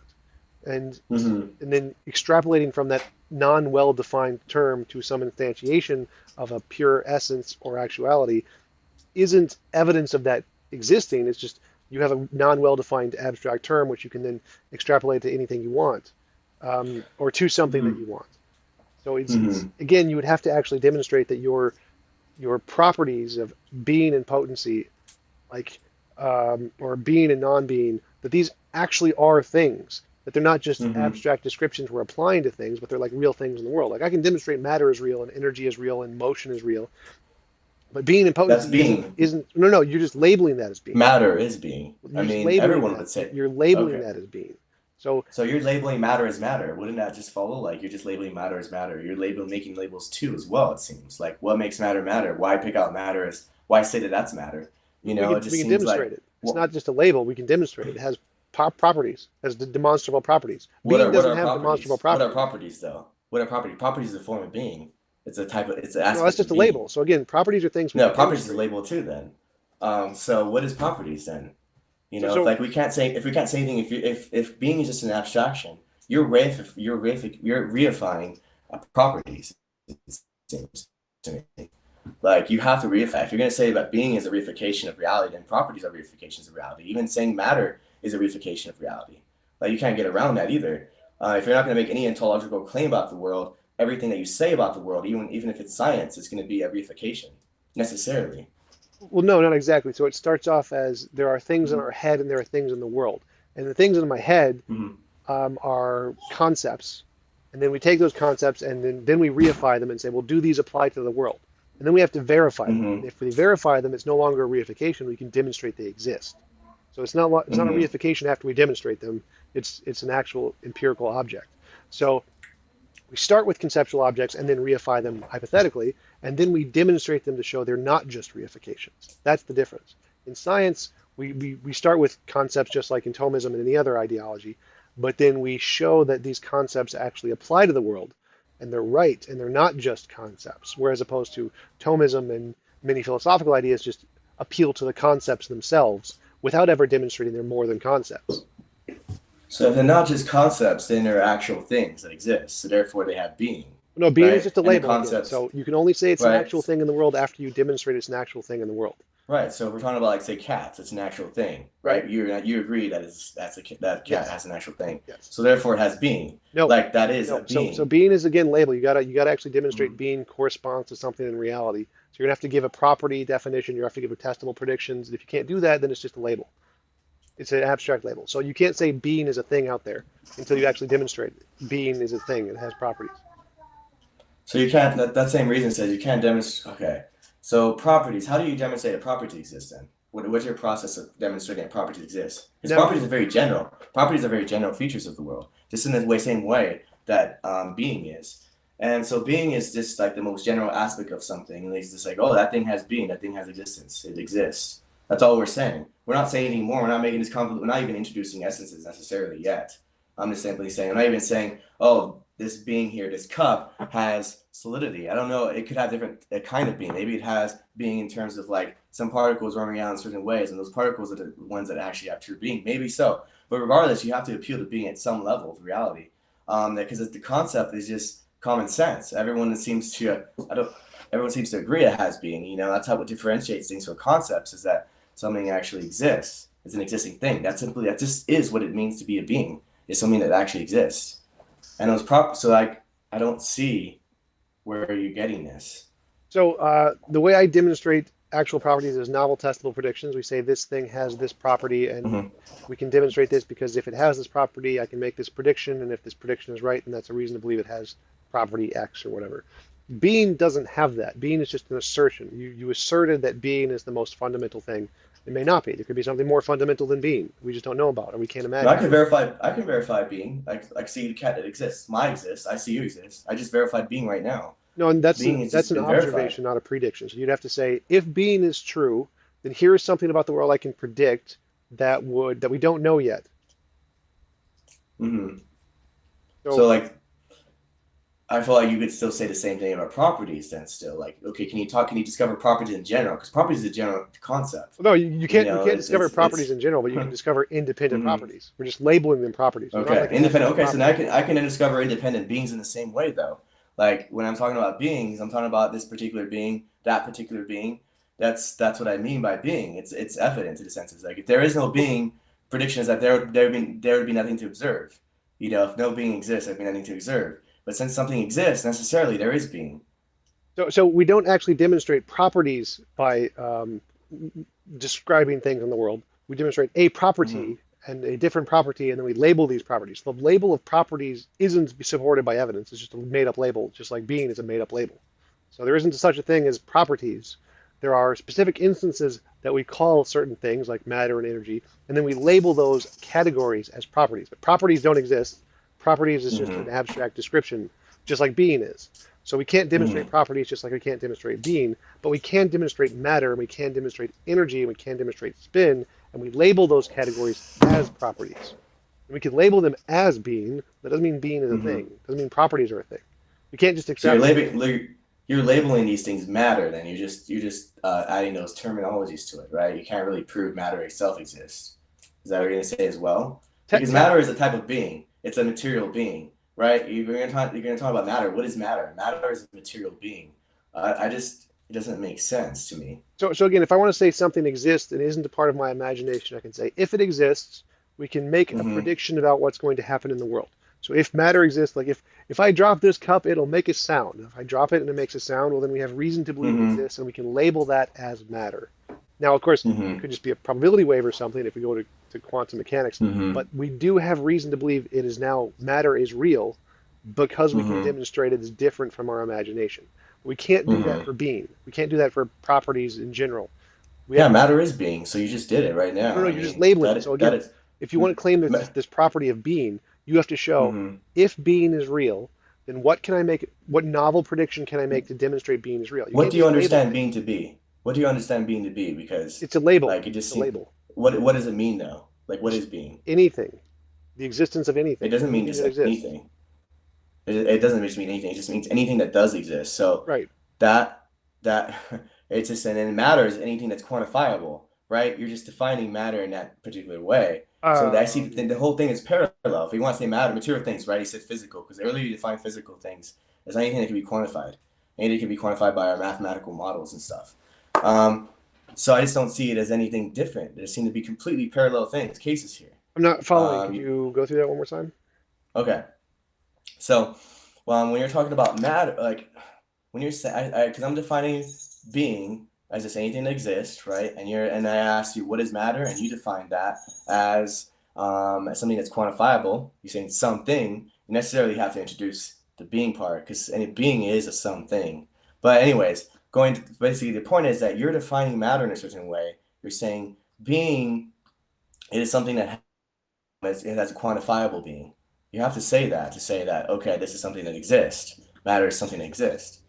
And I just don't see how you can go around that. I mean, it's parallel cases. What do you say matter is when you say matter exists? I can just say, okay, matter exists. Sure, that's being. Okay, so in the case of matter, when I'm trying to describe matter, I wasn't trying to Mm-hmm. give it a technical definition there. So in my Mm-hmm. analogy, anything, any property you want to claim exists, you have to demonstrate it. You have to say, if this property exists, we have to make novel testable predictions to demonstrate it exists. Now, we claim matter exists, and it's going to have properties of like being made of protons and neutrons and electrons, and then we can demonstrate this with certain tests, and we call that Mm-hmm. matter. So I wouldn't, if I tried to like define what is the essence of matter and what would be the absolute basal form of matter, I have no idea, not a clue, wouldn't even try. So when I'm Okay, so you don't defining, even know what matter is. Okay. no, we don't. So All that's right. science doesn't answer any of those questions. Science doesn't even try to because we can't. That's Mm-hmm. kind of why Thomism doesn't work and those kind of metaphysical ontologies don't work is because they're making assertions about the fundamental nature of reality, which we can't demonstrate. They're all just, we don't have any way to show that these metaphysical claims are real as opposed to imaginary. So that's why All right. So science you. doesn't answer those Mhm. questions. But the thing is, you said that science needs to demonstrate that something exists. Yes. That itself is that something that exists. Existence in itself is being. You're appealing to Right. something, okay, it has to be being that exists in the external world. Something exists that corresponds to it. You can't make any sense of demonstrating anything if there is no thing, no being to it from which to demonstrate. Being is a very precondition of the demonstration. You can't, you have to, there has to be being in order for there to be even for you to even say intelligibly that we have to demonstrate its existence. That whole claim, demonstrate its existence, it assumes being. It assumes being because being is something that exists. Right. Being is just the description of things that exist, but that doesn't Mm-hmm. lead to anything. So we can describe things that exist, but that doesn't follow that therefore anything. It's just a description. So if you want to say that, It follows that something does exist. Named a cat, you exist in some way. We don't know the exact way. You can say, oh well, the quantum world kind of messes how we think of how that exists, but it still exists in some way. It's still a kind of being. No matter what you appeal to, whether it's matter, whether it's energy, that exists. And insofar as it exists, it has being well, that's necessarily. the part. It exists in some kind of way. Like there's lots of Mm-hmm. different ways it could exist. That's the Mm-hmm. problem, is that we don't know what the ontology of what existence is. It's just a label we apply to things. There's lots of, Mm-hmm. you're right, there's lots of different ways it could exist. And just calling all of Mm-hmm. them existence is just vague. You can't do that because Mm-hmm. each of the different ways of existing could have different consequences and lead to different ontologies. So just Mm-hmm. saying, well, we're just going to call whatever way it exists, just existence as a general property, and then extrapolate from that one kind of ontology doesn't follow. Because there's lots of different ways it could exist, and there's lots of different ontologies that can describe that existence. Mm-hmm. Well, so yeah, there's a lot of described existence, but they all have existence in common. So you have existence in common with that cat. I have existence in common with you. These are certain aspects so those things that we have in common, that's being. That's just what we're saying. So there's a real things in the world that being is something it just is. It's one of these fundamental terms that we use all the time and we have to use. So like the way something actually is, what is matter in comparison to energy, we're going to pick out properties. You're going to have to pick out properties, certain descriptive features of how these things work. You're going to pick them out, and it's going to describe in some way its being, you Well, right, know? right. So we use the label Mm-hmm. being for things that exist, but we can't use the Mm-hmm. label being and then extrapolate an ontology from that. We can't do that. That's not possible because Mm-hmm. it's just an abstract concept. We don't know what being actually is. We don't know the ontology of being, whereas you're taking the being and then extrapolating from that abstract concept an ontology, which is what you can't Mm-hmm. do. So I agree the concept of being applies to things that exist, but it doesn't Mm-hmm. tell us anything about those. It could be, there's lots of different ways they could exist. There's lots of different ontologies that could explain what being is. It's just a label Mm-hmm. we give to things. So, Mm-hmm. so when you're taking the concepts of being and non-being, essence and existence and act and potency, and then extrapolating from these an ontology, which is only one possible ontology that can explain all of those things with different labels. They use different concepts to describe what those are. And that's the problem, is that there's lots of different ways to explain being. There's lots of different ways to explain change. There's lots of different ways to explain motion. There's the way that you're interpreting them as just general concepts that apply to a specific ontology is the part I'm objecting to. Okay, so first thing to be clear, right now, for now, I just want to focus on being and non-being. We're gonna know potency and stuff like that for now. But so if that's the case, then I'm just saying I understand what you're saying. The different ways in which a thing could be. There's different ways in which a thing could exist. They can different exist in different ways. But the thing is that they all these things have in common is that there are things that exist. There are things that have being. That's what they have in common. These are the features that they have in common. So like it seems like it's not. No, no, no, no, There's no, no, no. no, no, no. They don't have that in Mhm, common. That's just a label we mhm. apply to them. That's not. It's Hmm. not like a. So the cat and you don't have existence in common. You That's guys a don't both label we exist. apply to the cat. We don't know what that means. It's not something it We has don't in common across all worldviews. It's we our don't know what existence description. means? No, we We don't know don't what know what existence existence means. means? No, we don't. We have Really? no idea. Okay. Like it could be particles, it could be waves, it could be idealistic, it could be all kinds of things. We have no idea what the fundamental nature of existence is. It's just a label we apply to things that we Mhm. interact with. So you don't know what it means for you to exist. You say, if I said, "Do you exist, Tom?" And like, I don't know what it means to exist. Would you? Was that something you would say? To the ontology, yes, we have no idea what the ontology of existence is. We know an epistemic existence, which we could describe how we exist, and we label it existence, but that doesn't tell us anything about the ontology of existence at all. Yeah, but we know the concept to exist is something to simply be real. It's just like I exist, like unlike the concept of like unicorn. We can differentiate those two, non-being unicorn and me. I exist. Unicorn does not exist. It's simply a mental concept. These are two different things, and so we know existence is something like I am, since I exist, and we can differentiate in terms of relating them together. So we know the difference between the two. We may not be able to give precise. Okay, let me give an exact, precise account of ontology, but we need to know what existence is in general. At least we say, okay, this thing exists, this doesn't exist. It has to, because you appeal to it all the time in order to differentiate between unicorns and science, the conceptual, empirical, and metaphysical claims that you have in your philosophy. Um, so I think existence is just simply fundamental. You have to assume that there's some sense to be made of it. It's not just a term, not just a meaningless term. Because you can say I exist Well, in a very there's meaningful way. there's there's the It makes problem it when makes you a very say important ontological claim too. When I when say you I say exist, I am ontologically differentiating myself from a unicorn. when you say existence is fundamental, that is false. We know that there is a Mm-hmm. thing that is existence. We don't know if that's fundamental. So if I say a solid is fundamental and I hold up a cup, clearly this is solid because I can touch it. Well, no, it's solid isn't fundamental because we know it's not solid. It's just a combination of more fundamental things we just haven't discovered yet. So when we label things existence, that doesn't mean existence is fundamental. There could be something more fundamental than that, a different thing that we don't know about. So existence is a label we apply to things. It isn't a property of the universe. It's not a fundamental, by which I mean it's not fundamental. It's just an abstract concept. You can't say that there is this abstract concept and therefore it's fundamental. We can because those two are contradictory terms. It's a category error because we're taking the concept in our head and then take that and then describe that thing as being fundamentally an ontology about something in reality. And that you can't do. In order to go from the concept in our head to something that exists in reality, you need to demonstrate that it's not just imaginary, and that's what science does. And so that's my main objection You to need your to statement. demonstrate. So in order to demonstrate, so you have to say it has to demonstrate. You're assuming that existence is really important though. It's fundamental. Either something exists or it doesn't exist. That exhausts all possibilities there, right? Either something exists or it doesn't exist. So Yes, it but really that does, tells us existence really does describe all the no. fundamental aspects of reality. So no matter what, like if you say that there is something even more fundamental than existence, that's just existence. You're just appealing to something great, some other thing that exists. I don't like existence is just something that exists. Like whatever you take, whatever we discover or whatever, it's just going to be something that exists. There's no Existence way around is a that, or it doesn't label. exist. Existence is a Hmm. label for things that exist. It isn't what existence is. It's the Hmm. confusing the Well, I'm not idea. saying the label itself is what existence is. I'm simply saying that the label picks out what existence is, and we understand intuitively through common sense, or in our own experience, in fact, what existence is. Compared to say a unicorn, we know that in terms of the relating these two differences to these two different things together. Again, these are related in Um, our head. These are only concepts. This mhm, is not. This does tells us mhm. nothing about ontology.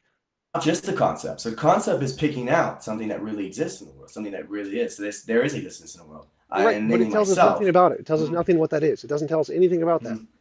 We can Well, get yeah, no but knowledge of okay. that. It does tell us something about something. I exist. That tells me that compared to existence, existence is something that actualizes being. And so compared to like unicorn, we know that existence is different from something like imaginary things. It does. We do know something about it, namely that it's not imaginary. It's something that exists externally to us, independent of our minds. That No, is again, something that we know again, existence that's just the has. definition of existence. So we can grant things exist, Mm-hmm. and we use the word existence to describe the things that exist as opposed to the things that don't exist, like unicorns. But we say Mm-hmm. a chair exists. What does that mean?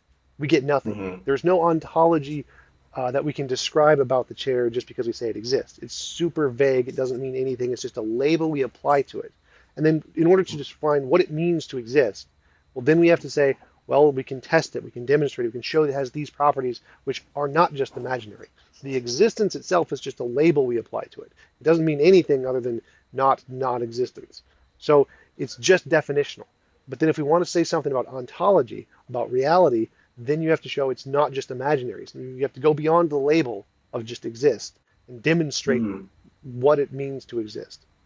And to do that, Mm-hmm. we use science. You can't just apply the word existence and then lead to an ontology from the definition. You have to actually go beyond that. Well, how can you know how can science know how to prove existence if it doesn't know what existence is? It If it doesn't. doesn't It know doesn't. anything about It doesn't prove existence, existence. Existence is just a it doesn't label. prove So existence. again, we say things Mm-hmm. exist, and then we say, well, what does it mean to exist? And then we start to Mm-hmm. say, well, it has this property, and we can demonstrate this property. And that's what it means to exist. That's Mm-hmm. what we mean when we use the word existence, is that it has these demonstrable properties. So Mm-hmm. it doesn't demonstrate existence. Existence is just a label. It's a label that picks out the existence because like that's what science is doing when it's picking out these properties. It's picking out existing properties, right? I'm not. I'm not Whatever we sure. I'm not do. sure why. I don't know what about my argument you're not getting here. So anytime you use Mm-hmm. the word existence, it's descriptive, not prescriptive. It's just saying we describe Mm-hmm. that this thing has certain properties, and we can Mm-hmm. define those properties with science, and that's the Mm-hmm. end of existence. Only that. Mm-hmm. Well, let's see. Like, we take. I'm not saying that we can. I'm not saying anything where we can say more something more fundamental about existence necessarily. I'm saying that okay, yeah, maybe it might be a primitive. For example, we might say it's a primitive term in some way, and that it's taking a primitive feature of the world, and then that's it. We can't really kind of define existence in terms of something else more fundamental than existence. I'm not saying anything like, to that extent. I'm simply saying, like, yeah, okay, so existence is something that our concepts really pick out in the world that exist those that exist, so therefore existence has so something has existence, namely me. I'm the something that has existence because I exist. So what's disputable about that? To say metaphysically there has to be something exist, like namely myself, as you acknowledge, because you agree with Descartes on this. So you think I therefore I think therefore I am. So existence, since I exist, therefore I have existence. Existence isn't something fake; it's real. Isn't So it just a so concept? so like if I said logic, A equals A, the law of identity. Does Hmm. A exist? Well, not in a general feature, no. Exactly. That's exactly Hmm. what I'm saying. Existence is the same Hmm. thing as A. It's a label Hmm. we apply generally to describe things, but it isn't the thing Hmm. itself. We can't just say, well, because A Right. can be used to describe everything, therefore A exists. That doesn't make any Well, I'm sense. not saying okay. So I'm not saying existence itself exists. I'm not saying this bare general existence in its most at least not yet. At least my conclusion did, because that's what pure being is. But when we're starting off here, that's not what I'm saying. I'm simply something exists, therefore that thing has existence. So existence is in some sense real and that exists in a particular thing. Well, I'm not saying existence itself exists. I'm not saying the number A exists itself. But we are saying, for example, like you say about laws of logic, it does describe reality. It does something in the sense in which it is a real aspect of reality. Not that the law of logic itself in its abstract form exists as a concrete thing, but it really does describe an actual, the physical processes, the way the physical world actually is. So in a similar sense, when we're saying about existence, we're simply describing something the way the world actually is. We're saying that this thing exists, that thing has existence, that thing has existence. These things share these common features that they namely exist, unlike, say, unicorns. Matter, energy, cat. These are all existing things. They're all under this category of existing things. And the only reason we can say that through common sense is because existence is a real thing, not like by itself, but it exists as a particular thing.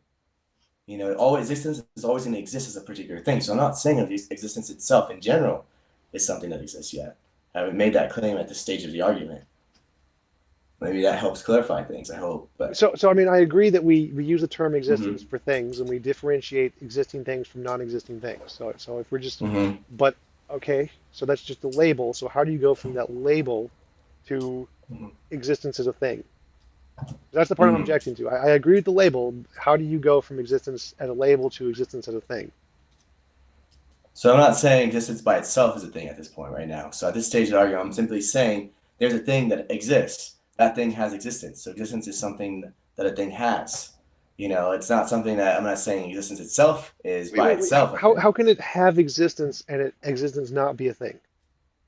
So by itself, existence, it's something to some extent you have to have essences, right? And that's where this also comes in. But I'm not saying that there is this abstract feature, this existence in general yet. Not yet, anyways. I'm not saying that there's something that exists in general that is, just out there in some ethereal world and somehow it just comes down to the world. I'm saying existence exists in concrete things only right now. It's the only Wait, thing I'm saying. It exists in concrete things. how can existence exist in concrete things if existence doesn't exist? How can something have existence? Because as far as I can tell, You have existence. You have existence isn't a existence, right? property. Existence is a You have description. existence, though.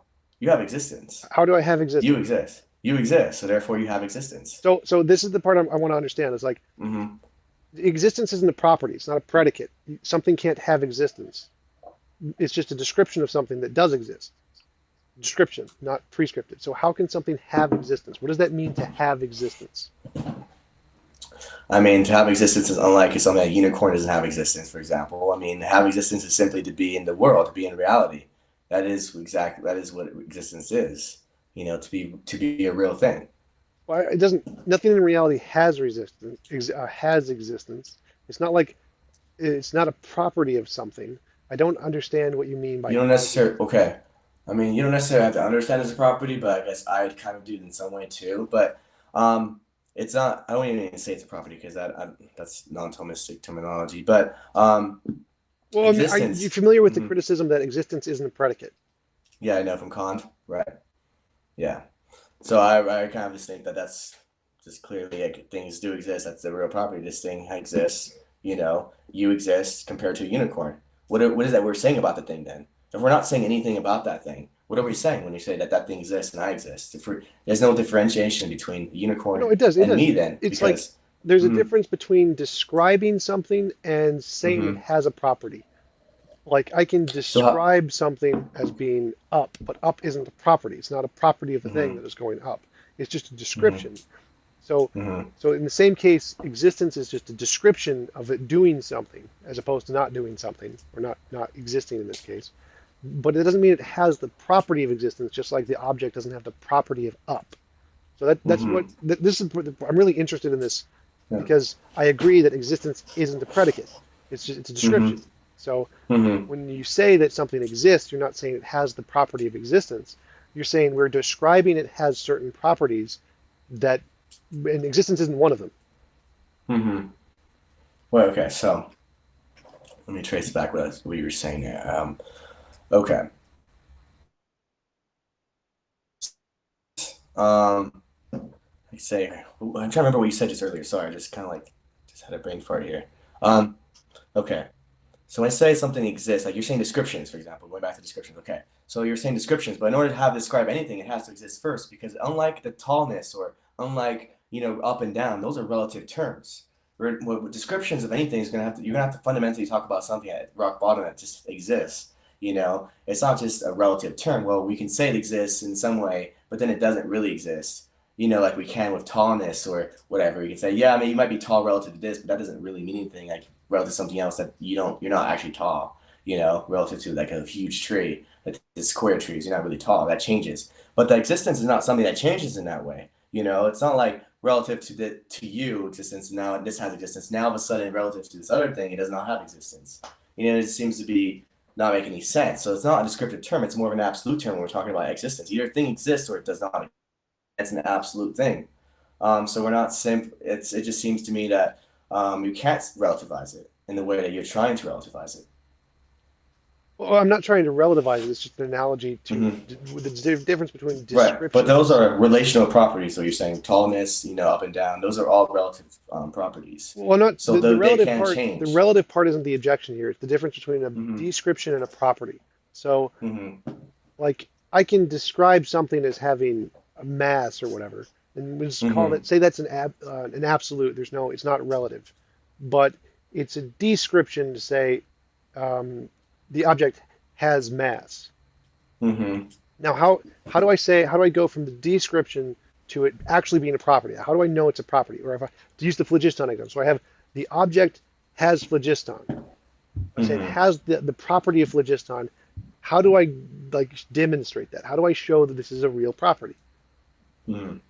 So it depends on what phlogiston is, then I suppose. Then like, how are you defining that necessarily? Are you defining like maybe say a positive charge? You're saying that it's of this particular nature, has this particular property when it encounters some other object. Let me be more Like, what are you specific. saying? How do you Hmm. differentiate between a description and a property? Hmm. So descriptions are properties of something in some sense. Like if you're talking about like, you're talking about a property of object, how it reacts, you're saying, okay, it reacts in this certain way, it has a negative charge against this particular electron. So these interact in such a way that we're describing certain properties of the object itself. Descriptions are by properties. All descriptions are properties. Well, no, remember because I used the example of up. Up is a Hmm. description, but it's not a property. Hmm. So Well, so it's a relative property. So relative property. So there's absolute properties and relative properties. So like I'm talking about like absolute properties though in particular right now. So I'm talking about existence and just like mass. So something has a mass like that is you're differentiating in terms of its being. You have to like mass in terms and energy. They're distinct, but how? They're so distinct in terms. so You're describing certain things about the aspect of its being. you said So for every description is a property. I mean, every description has a property of some sort. You're describing something. It's like you're saying, okay, this thing can interact in this particular way. This thing interacts in that particular way. So those are features of the word. You're describing certain things that those have in their natures. Now, I guess for Aquinas too, maybe to make this spell it out more clearly, for us, operation follows being. So the activity of something is going to reflect its being in some sense. So we believe that because it's just like, well, we can't have any activity without anything to underlie that. If you're not a thinking thing, for example, you can say I'm thinking at that point, but what is doing the thinking? It's that underlying thing. It's you. You're the one doing the thinking. So that's what I'm saying is that we need to have these absolute properties to describe the way things are. Otherwise, if they're not, then we can't describe anything. So, so I'm still stuck on this. All descriptions are properties. So because there's infinitely many ways Hmm. we can describe anything, and they're all mutually contradictory. So I don't Hmm. understand how a description could be a property, especially if it can have contradictory descriptions. So can you describe yourself as a non-thinking thing? Yes. You can. So if are you essentially a non-think? Is that what it is? Because Well, I mean, you believe that you are a thinking thing, right? So that doesn't. Can you actually simultaneously and just as validly hold that you're a thinking thing, and then also not that you're not a thinking thing? no, I can't think that, but I can Okay, describe myself in that way. I can give a description of myself in that way. but it But wouldn't be coherent. That would be a meaningless description. That would not. I'm not talking about meaningless descriptions or well, like contradictory descriptions. I'm so. talking about meaningful descriptions. Like this has this positive charge. It's not this charge and this charge at the same time. And we're not saying it has this charge and it doesn't have this charge. No, sorry, I understand that there's things have Hmm. properties, and the properties can't be Hmm. self-contradictory. But descriptions aren't properties. This is. I'm trying to make a distinction between descriptions and properties because we can Hmm. describe something as a square circle. Those are both descriptions. It's a square and it's a circle. But so Right, but how they're how meaningless, incoherent. Okay. Well, I mean, the point is that we can give descriptions of lots of things. Hmm. I can describe the morning star and the evening star as two Hmm. separate things. That's two different descriptions. And now, if those two Hmm. descriptions are themselves properties, then there's a problem because those are the same object. So if descriptions Hmm. are properties, that leads to contradictions. So descriptions can't be properties. Okay, well, that's what I'm saying, though. There's a distinction between absolute properties and relative properties. So we're talking about morning star, evening star. That's a relational property. It's a difference in how it relates to us, whether it presents itself to us and it is as the evening star, or it presents itself to us as the morning star. But that's what I'm saying. But when we're talking about more fundamentally, is what I'm trying to focus on is the absolute properties. So when you're describing something, you're going to describe it either in terms of its relational properties, or you're going to describe it in terms of absolute properties. You have to. That's what all descriptions have to do, in some sense. If you're really going to be describing any real thing and it making any kind of coherent sense, you're going to have to making some description about how those things actually are in some way. So I don't know, maybe I'm Well, I confusing can in some say way. I can describe ways it's not. I can describe Right. things we don't know about. I don't know this about something. We don't know what dark matter is. That's a description. But it doesn't, Well, it's that's a not a description of property. your mental state. That's a description of your Right, mental state. I don't right. know. But Hmm. but that's the thing is that we can describe things in terms of our mental states, which isn't a property of the thing. The description isn't a property of the thing. Well, we can say that you are ignorant. That's like you are ignorant of this particular, fact about the world. Well, right, but So in I some can sense, that is so like okay. If you're talking about, my yeah, go ahead. example is that we can describe things in terms of Hmm. other things that have nothing to do with them. So the descriptions aren't properties of the thing. It's not a property. Like it's descriptions are Hmm. ideas. They're things Hmm. in our head. They don't exist in the world. So if we're giving something a description, it's not a property of the thing. It's a property of our mind in some sense. Everything is because of how we think. But we can't conflate the descriptions and properties. Those are not the same thing. There's no connection between those two things. One is imaginary Right. and one is real. And you have to differentiate Hmm. between those two. You can't just call them the same thing. So imaginary and real, that's a description itself, right? You're saying this is imaginary and that's real. So, but it's more than just a description because you're saying like, yeah, description. You're saying something in order for something to be real. It just seems to have to be a feature of that thing. So when I'm saying, for example, that you're ignorant of fact A, that is a feature of you. You are ignorant of that. And so when I'm saying something to the effect that okay, that thing exists, we're saying that that has a feature of existence in the matter. Matter has a feature of existence. So this mass, you have a feature of existence. So there has to be existence. Like it's an absolute property. If you can, then if it doesn't have existence, then you're describing nothing. You're describing just imaginary things, which is unicorns, matter, and energy. They're all equal in this case. In that case, So I just don't. so a property is something that's owned. It is something entailed within the thing. But descriptions aren't. You can describe things in any way you want. They can be coherent or incoherent or accurate or inaccurate. They can be Hmm. contradictory. Descriptions have no connection to the properties of the thing. They're completely Okay. separate. I can describe a Hmm. square as a circle. That's a circle. Hmm. but Hmm. but it's not. So the description it doesn't convey any property there's an actual unless the description corresponds to reality. You have to show the description corresponds to reality. Then it can Hmm. be described as a property because it has a property that it's referring to. But the description itself isn't a property because it can be wrong. So the descriptions aren't properties unless the descriptions are true. If the description is true and it represents corresponds to reality, then it's a property because it corresponds to reality. The propertiness is does it correspond to reality? But the description isn't. That's something different. Those are not the Hmm. same thing. Yeah, I'm not equating description. I'm not saying all descriptions are necessarily true by de facto. So I think you're using. I can see what you're doing. Okay, I think you're using. Um, Well, You're using you description said in a much more all broader sense. So you, you're using much in a much more broader sense to encompass even false descriptions. So I think that's what you're trying to say. Okay, false descriptions. Well, I'm just trying to focus on if you're going to make any true description is going to have to make something of some kind of like property about the world, and it's more general because I guess where the confusion lies is perhaps I'm using both relative properties to refer to description, and you're usually saying something, usually referring to descriptions to only refer to maybe those absolute properties, those things that the thing itself owns in its own intrinsic nature, right? Maybe something to that extent you might be using, saying that, okay, that's what properties are. It's with something that has of its own intrinsic nature, but descriptions don't necessarily have that. So, like for example, you can describe.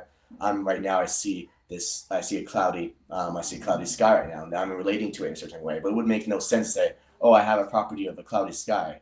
It wouldn't make sense. So maybe you're saying in that sense, well, we're just describing a situation, a state of affairs, and so those state of affairs aren't necessarily properties to me. And I can see that, but I'm saying that in how I'm using that those are relational properties though. So I'm kind of putting them both. Like we have absolute properties and relational properties.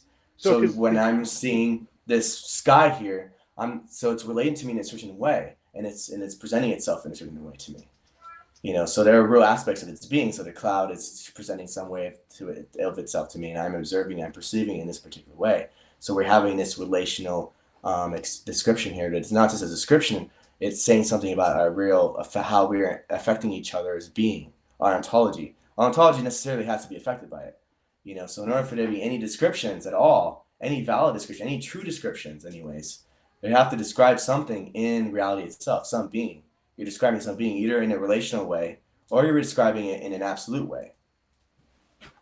so I was going back to when you said all descriptions have properties, and that's the part where I was Mm-hmm. objecting to. You can definitely have descriptions that have no properties at all. That thing Mm-hmm. that square is a circle is a description, but it's not a property because it's false. It could only be a property if it's true. And Mm-hmm. what you just said, I can give a description of something like there is a unicorn, or I Mm-hmm. see a unicorn, which I don't see a unicorn. It's false. So Okay. there's no ontology labeled in there at all. That has nothing to do with Mm-hmm. ontology. It's because it's false. So Okay, so maybe that descriptions. was my bad because I meant true descriptions. I wasn't just Okay. referring to, I guess, descriptions general. Maybe that's where the confusion going. In my head, I was just thinking of those two descriptions that we're talking about in science. So maybe that could help clarify. Okay. Um, yeah.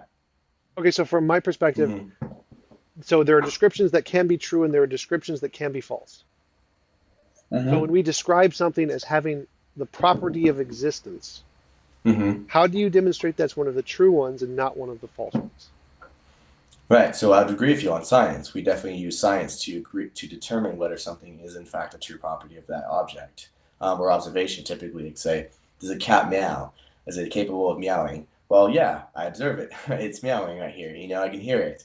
I can see it. So we see it often enough to then be able to verify that. So I don't, and that's actual property of a meow. I mean, not a meow, of a cat. It can actually release meows. It can meow. So we're saying something real about its being. So in a similar way, if I can verify, for example, like say some undiscovered particle, and I can say, okay, so if that undiscovered particle is real, I can make predictions, and I will be able to observe it, and then it'll confirm itself, and that's therefore real.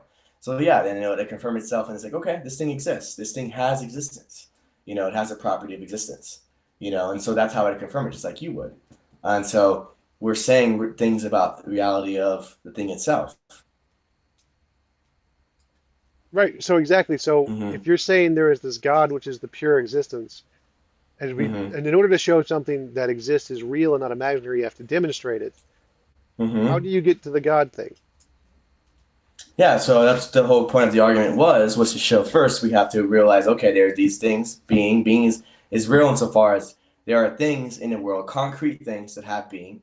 There are concrete things that basically have existence, but it's not sufficient enough because we see these certain processes. We see the process of change in the world, where it's like we don't see change itself. We're not seeing that some abstract concept of change and falling down from heaven or something, in Plato's heaven. We don't see anything like that, but we're seeing particular changes this particular concrete change, that particular concrete change, and so that from we're trying to say, okay, so what are the very preconditions, the metaphysical preconditions for change? Well, first, it has to be something. Something has to exist.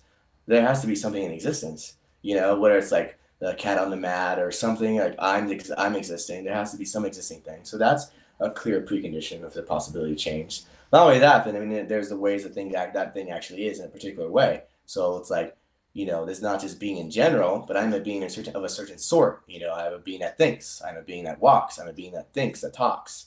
Unlike, say, a cat, which is a being of a different sort, which has certain actualities, such as it walks on four legs and it has fur and all these different other properties that it has. So there are different ways in which it actually is. So these are real features that I'm picking out in the world when I'm talking about this. And so then we say, okay, so then we have the way something actually is. and we know that change occurs. We see it and observe it. It's confirmed through empirically, through it's common and evident to the senses. I mean, okay, well, now we know that the first precondition is that it has to be being, but being is not sufficient for change, because change involves changing from something that does not yet exist, right? So that red rubber ball is changed into something that does not yet exist, which is an orange rubber ball.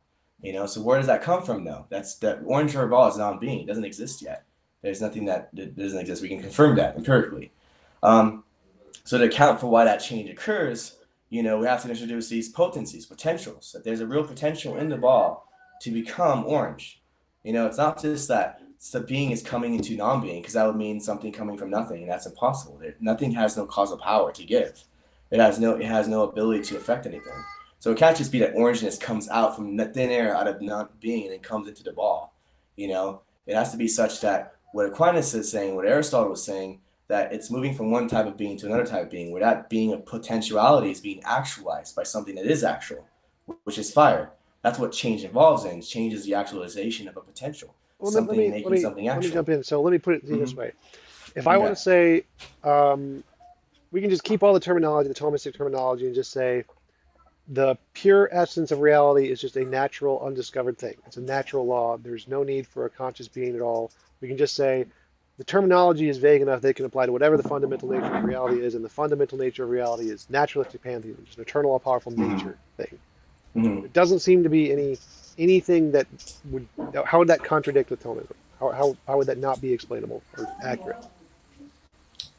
I mean, okay, that's a start at least. Now we do. At least you can see it. There has to be some unmoved mover, something that just simply has change. I mean, has pure actuality without itself being changing something else, right? So that's what you're proposing. And maybe pantheism, naturalistic pantheism, maybe that is what is purely actual. Is that what you're saying? Am I understanding you correctly there? Or Well, I'm saying I don't technically agree with your terms, but I can see we can mm, just apply them to whatever the fundamental nature of reality is. So I can say mm-hmm, whatever the fundamental nature of reality is, no matter what it is, we can just take all of your terminology and apply it to that no matter what. mm-hmm, Because to me, it seems your terminology is so vague it can apply to anything. So if I mm-hmm. want to say whatever the fundamental nature of reality is, we can just call that pure actuality. Okay. And here I can call the nature of part of nature pure actuality. Mm-hmm. Okay, so the very nature of metaphysics is it's general. That's because you said about you're critiquing it in terms of vagueness, and just want to make sure that metaphysics is very well notorious for focusing on just those general aspects of reality, those aspects of reality that any possible reality must have. It's David Lewis we're talking about. All these people are focusing on very general, broad notions of being. Um, and so when I'm saying this, Scott, like, at least Thomism is not any different from all these other metaphysics. So they're both kind of like all these other metaphysics describing certain things in general ways, and we're trying to account for reality and what makes reality possible in the first place. So, question then, um, I would say in terms of like this naturalistic pantheism, what it does is that it rules out, because if we define matter in a very particular way, which I do, and most Thomists do as well, is that matter is made of actin potencies. It's actin potency. It's matter and form. It's a very concrete, particular thing, and so it can't be material, like I was saying. It can't be some material thing that moves around in space, because then it's changing. It can have like some kind of finite, definite quantities that some kind of science can discover. Like that's also limits finite. So if it's going to be purely actual, it's going to be pure being. It's going to have to be immaterial. It's going to have to be eternal, and so that I kind of think it rules out naturalistic pantheism in a sense. But I guess you want to say pantheism in a non-physicalist sense. So Well, you no, probably no, want no, to. not necessarily. So Mm-hmm. your what your claims about matter seem to be just assumptions. You've defined matter to be Mm-hmm. this way, but you can't just define matter to be that way. Well, they're not assumptions, but I mean, there's a lot of thought that's went into this, but it's just that I haven't really. There's a lot of arguments to kind of pull through into All the right, so debate. so I'm saying Uh-huh. that you can't use arguments to categorize matter. You can only use them to Mm-hmm. categorize the known kind of matter. So there could Mm-hmm. always be more kinds of matter or more kinds of natural or more kinds of physical that have new properties we haven't discovered yet. So you Mm-hmm. can't limit the natural or the material or anything by what we currently know and then extrapolate that to mean all possible matter must have this same limitation. That would be a composition Mm-hmm. division fallacy. So go ahead. Oh no. Okay, so I would definitely disagree with that in some sense, because when we're talking about all matter, we're talking about like what does it mean to be a material thing? Is it going to be I mean, if you're gonna introduce some other kind of thing, it's like some maybe some immaterial object, like something that doesn't have any particular form, has no nature. It's not like a particle in space or time, and it's not even quantifiable. Even if you want to like you even remove quantification, you want to move extension from matter, from the very notion of matter.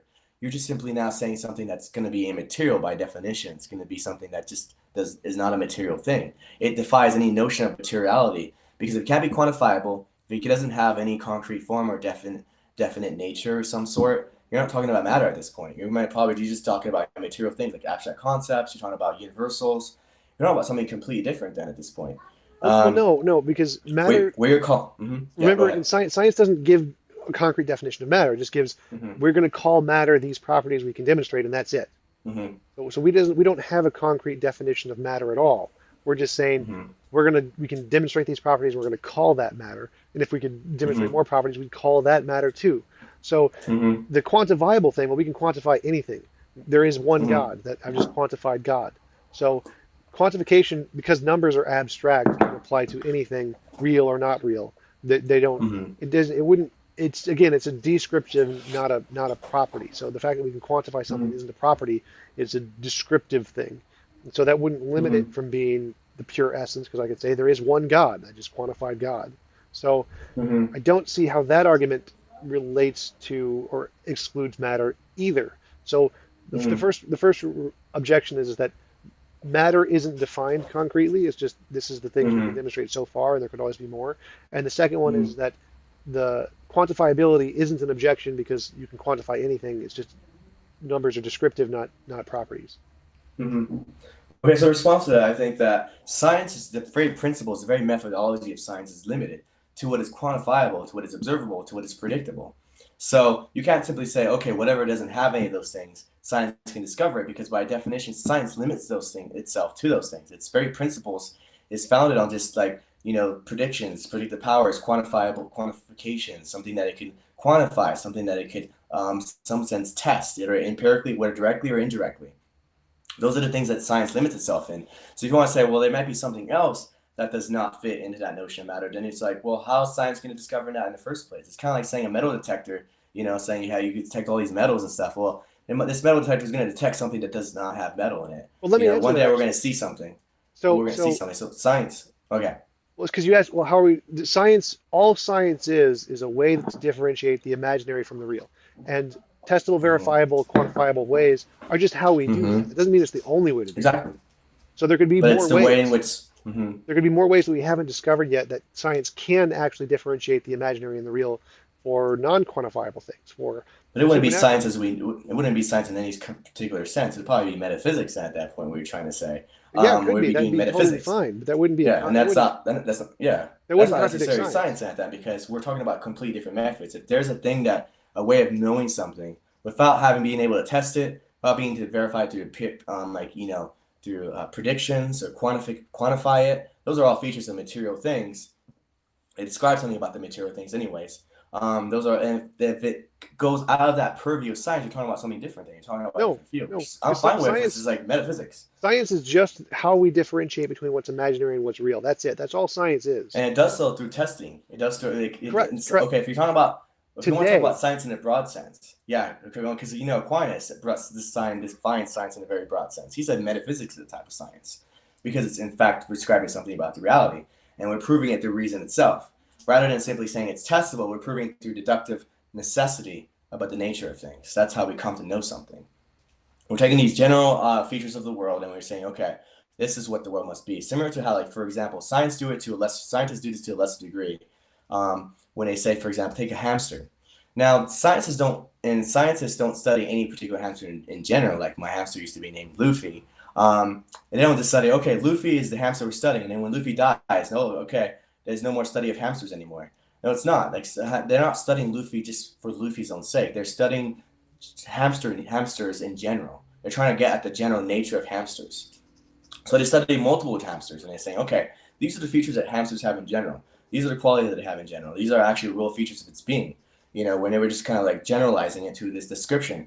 And so in a similar way, what metaphysics does is this in a more higher sense, in a far more general sense. It's taking the most general features of the world, which is being, non-being, relational properties, absolute properties, then coming to infer that Okay, so this being this be of this particular sort has to, and what makes change possible, for example, is that it has to have act and potency. So we're like those are real discoveries, and we're discovering through we start off with empirical means. We say, okay, I think okay, you've this is lost me a change little bit. exists. I think you've lost me. Okay. So my argument Mm-hmm. was that science is just anything we can use to differentiate between imagination and reality. Our current Mm-hmm. methods are testable, verifiable, quantifiable, but Mm-hmm. those aren't exhaustive. Those aren't all things science could But be I'm saying under satisfied. that definition, metaphysics would be included in. Right. Because So if metaphysics can demonstrate that, which I think it has to some extent, even you think that in terms of I think therefore I am, you think it has demonstrated that something that science itself cannot demonstrate to its methodologies, because it's something that's self-evident to us. Um, that is a way, a means of proving. So metaphysics has proven things, but like if you want to conflate metaphysics with science, then I guess you could, but that doesn't necessarily mean it's the material thing anymore. We're talking about metaphysical things now. right. So science doesn't limit Mm-hmm. itself to material things. Science doesn't Mm-hmm. care. If there was a way to demonstrate immaterial things were real and not imaginary, science would adopt that methodology. So science doesn't care about material things. Those are just the things we happen to be able to demonstrate are not imaginary, and we label those as material. So, so I don't. Your two objections were Mm-hmm. one was things are quantifiable, Mm-hmm. and you're in, you're saying that things that are quantifiable can't be fundamental. So I can prove that wrong Mm-hmm. by saying there is one God. So if I grant Mm-hmm. everything about you're saying there is a God, I just quantified God. So Mm-hmm. if what you were saying is true, then that would refute your God. Well, I'm not saying in that sense. I'm saying, for example, when it quantification, yes, you can limit God to just one. What I'm saying when in terms of quantification is that it has finitude. It has some limitation of its being. That's what I'm referring to. It has certain properties that it's not like unlimited properties, and like it has all the unlimited properties in some sense. It can be described in a quantifiable sense. Anyway, although you can say something about God and saying that He is one, you're not saying that okay, God has this mathematical process or this kind of equation. He can be put into this equation necessarily. We're just that those are things that is necessarily like inherently scientific. But I think your view of science is pretty, I don't know, it's abnormal to me from what I'm used to. Most people are going to be saying that, at least scientists and philosophers of science, they're usually going to say something to the effect, it's not just like science is the study of everything, or including even metaphysics, even some non-quantifiable thing. Science is usually limited, strictly speaking, to the empirical, to the testable, to something that can be quantified out. All those things, it's talking about something that's material. But if you want to include that in science, I guess you could. It's just that, well, that's just metaphysics at this point. What you're calling science is just metaphysics when we're doing some Uh, other thing. Sort of, but not really. So most of the scientists I Mm-hmm. talk to do actually agree with this definition, but most scientists and don't think that metaphysics can be demonstrated to not be imaginary. So that's the reason it doesn't fit into the Mm-hmm. category is because there's no way to demonstrate it's not imaginary, and so that's why it's not a science. So, but most scientists do agree with that definition in general. So I So don't, they agree that science can study immaterial things if it if yeah, it existed, that is. yeah, science. If there is a way to demonstrate it, then yeah, everyone scientists would be okay with that. They don't care. Like, Way to demonstrate it, but the way to demonstrate it would be through empirical means, right? So science limits itself to the no. empirical. Again, so that's Mm-hmm. only the way we have now. Like science is Okay. anything we can do to differentiate our imagination from reality. So if there is a way to demonstrate, or if there is a way to show that non-physical things are not imaginary, scientists would adopt it immediately. And scientists don't have a Mm-hmm. problem with that at all. So the Okay. reason we use testable, verifiable means is because that's the way we have that we know we can differentiate imaginary from reality, and that's why science uses it is because that's the way we know that works. We don't have another way yet. So scientists have no problem studying the immaterial if we had a way to show it wasn't imaginary. We just don't, as far as we know. Yeah, we don't have an empirical means, and that's by definition it's impossible to study empirically the material. So it'd have to be a different method. So Well, your no, definition of no. science is very fluid. It Well, seems no. it's So, like, so we mm-hmm, can actually study the immaterial using empirical methods. Like, for example, if I said there's mm-hmm, an immaterial being named Bob, and every time I ask Bob for a gold brick, he materializes a gold brick in front of me, and that happens, then that would be evidence of mm. the immaterial Bob. So we can actually investigate the immaterial using immaterial means. But so I don't I understand your mean, I objection. don't see why we couldn't just say what. Yeah, I mean, I don't understand why you couldn't just say like, oh, okay, there's some cosmic physicalist being, some physical being that's doing it, that's causing that. Like, I don't see how science would necessarily be able to say, verify that it is an immaterial cause by itself. You'd have to introduce some metaphysical introduction presuppositions as well, Well, it seems. well, not necessarily, because you could just say there's an immaterial Hmm. thing, and the immaterial thing is a product of some other thing we just don't know about yet. So it wouldn't necessarily be a Hmm. metaphysical thing about the fundamental nature of reality. But the reason that would be evidence of the non-physical is because anything that can we know that novel testable predictions can demonstrate something is real and not imaginary.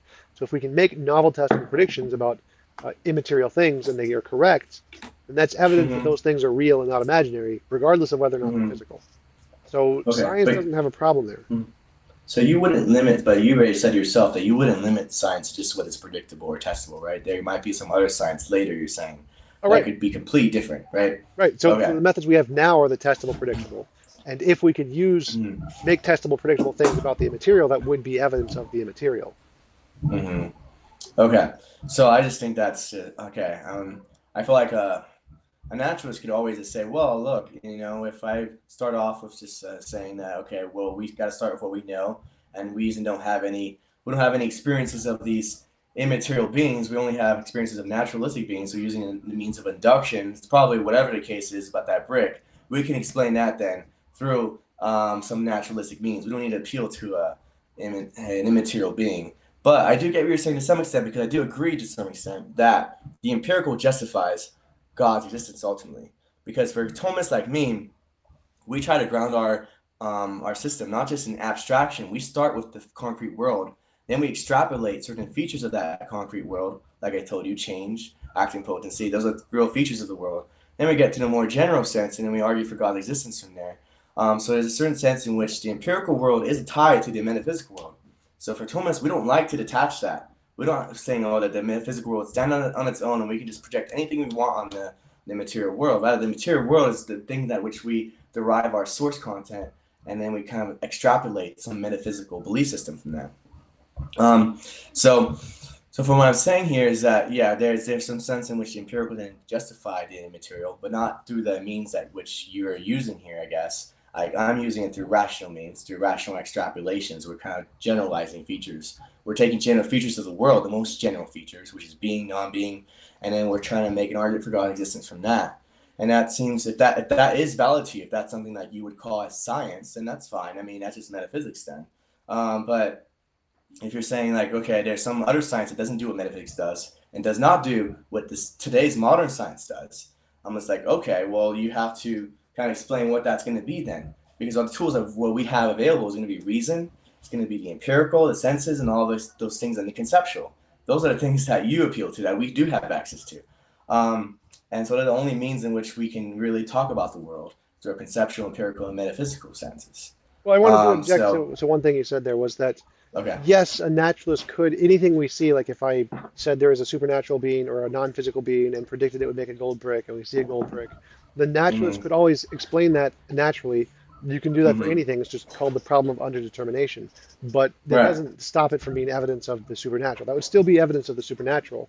Just like in quantum physics, the first theory that predicted um, the quantum particle thing was Copenhagen interpretation. It says that quantum randomness is a fundamental part of reality itself, and that though that can make a prediction that certain interactions will happen in a delayed quantum erasure experiment. And Mm-hmm. most physicists did not like this. They think this was like magic or miracles. Randomness isn't a Mm-hmm. thing, all determinists. But because it made the predictions, it was accepted. Now, lots of other theories Mm-hmm. after that could explain it, like the de Broglie pilot wave theory, the many worlds, the multiverse. But none of those were Right. accepted because the one that made the prediction first is the one that's the most supported by evidence. So if you can say Mm-hmm. there is a non-physical being, and this non-physical being is going to generate a gold brick, and it happens regularly, it Mm-hmm. makes the novel testable predictions before anybody else can predict it, that is evidence of the non-physical being. There, we have Mm-hmm. reason to believe the non-physical being is the best explanation because it can make the predictions more faster than anybody else. It doesn't matter if you can Mm-hmm. post hoc explain it as a natural thing, because it made the testable Mm-hmm. predictions, it's got the best evidence. So naturalism Mm-hmm. does allow for non-physical things to be indicated by evidence in the same way physical things are indicated by evidence, or anything, or the bending of space-time is indicated by evidence, or quantum randomness is indicated by evidence. Just Any idea you Hmm. want, you can insert it in there, make a testable prediction, and if it works, then that's evidence for it. Science doesn't isn't limited to the material in that sense. So if say I had a theory of thunder and lightning, for example, and I explained it in terms like say 2,000 years ago, I explained it in terms of Thor and some process, I don't know exactly, and I just explained it. And I was the first to come with it. And I was like, well, it has some predictive success in telling me like when lightning will occur, at this particular moment. So like, okay, Thor has this intention, combined with this observation of the sky, then we combine those intentions and it makes this prediction that it'll arrive there. That and it happens first. That just seems absurd. Just because it happens first does not mean it makes it more right. If anything, we'd want a feature. If some other explanation comes later, we'd say, okay, we'd favor the simpler explanation first off, and we'd say, well, we No, don't want something ad hoc. It just seems like the appeal to Thor. It seems to be like an ad hoc thing. It's like, okay, that doesn't really explain anything. It's just like it's an historical accident that the Copenhagen interpretation made those predictions first. Like correct, it's it just an is, historical but accident. So we shouldn't base our knowledge on what happens as a historical accident. oh, we have to. It's just part of the problem of induction. But the first thing you said is Mm-hmm. we don't go off simplicity. Simplicity is a secondary property. Whichever comes first and makes the testable predictions wins, hands down, regardless of simplicity.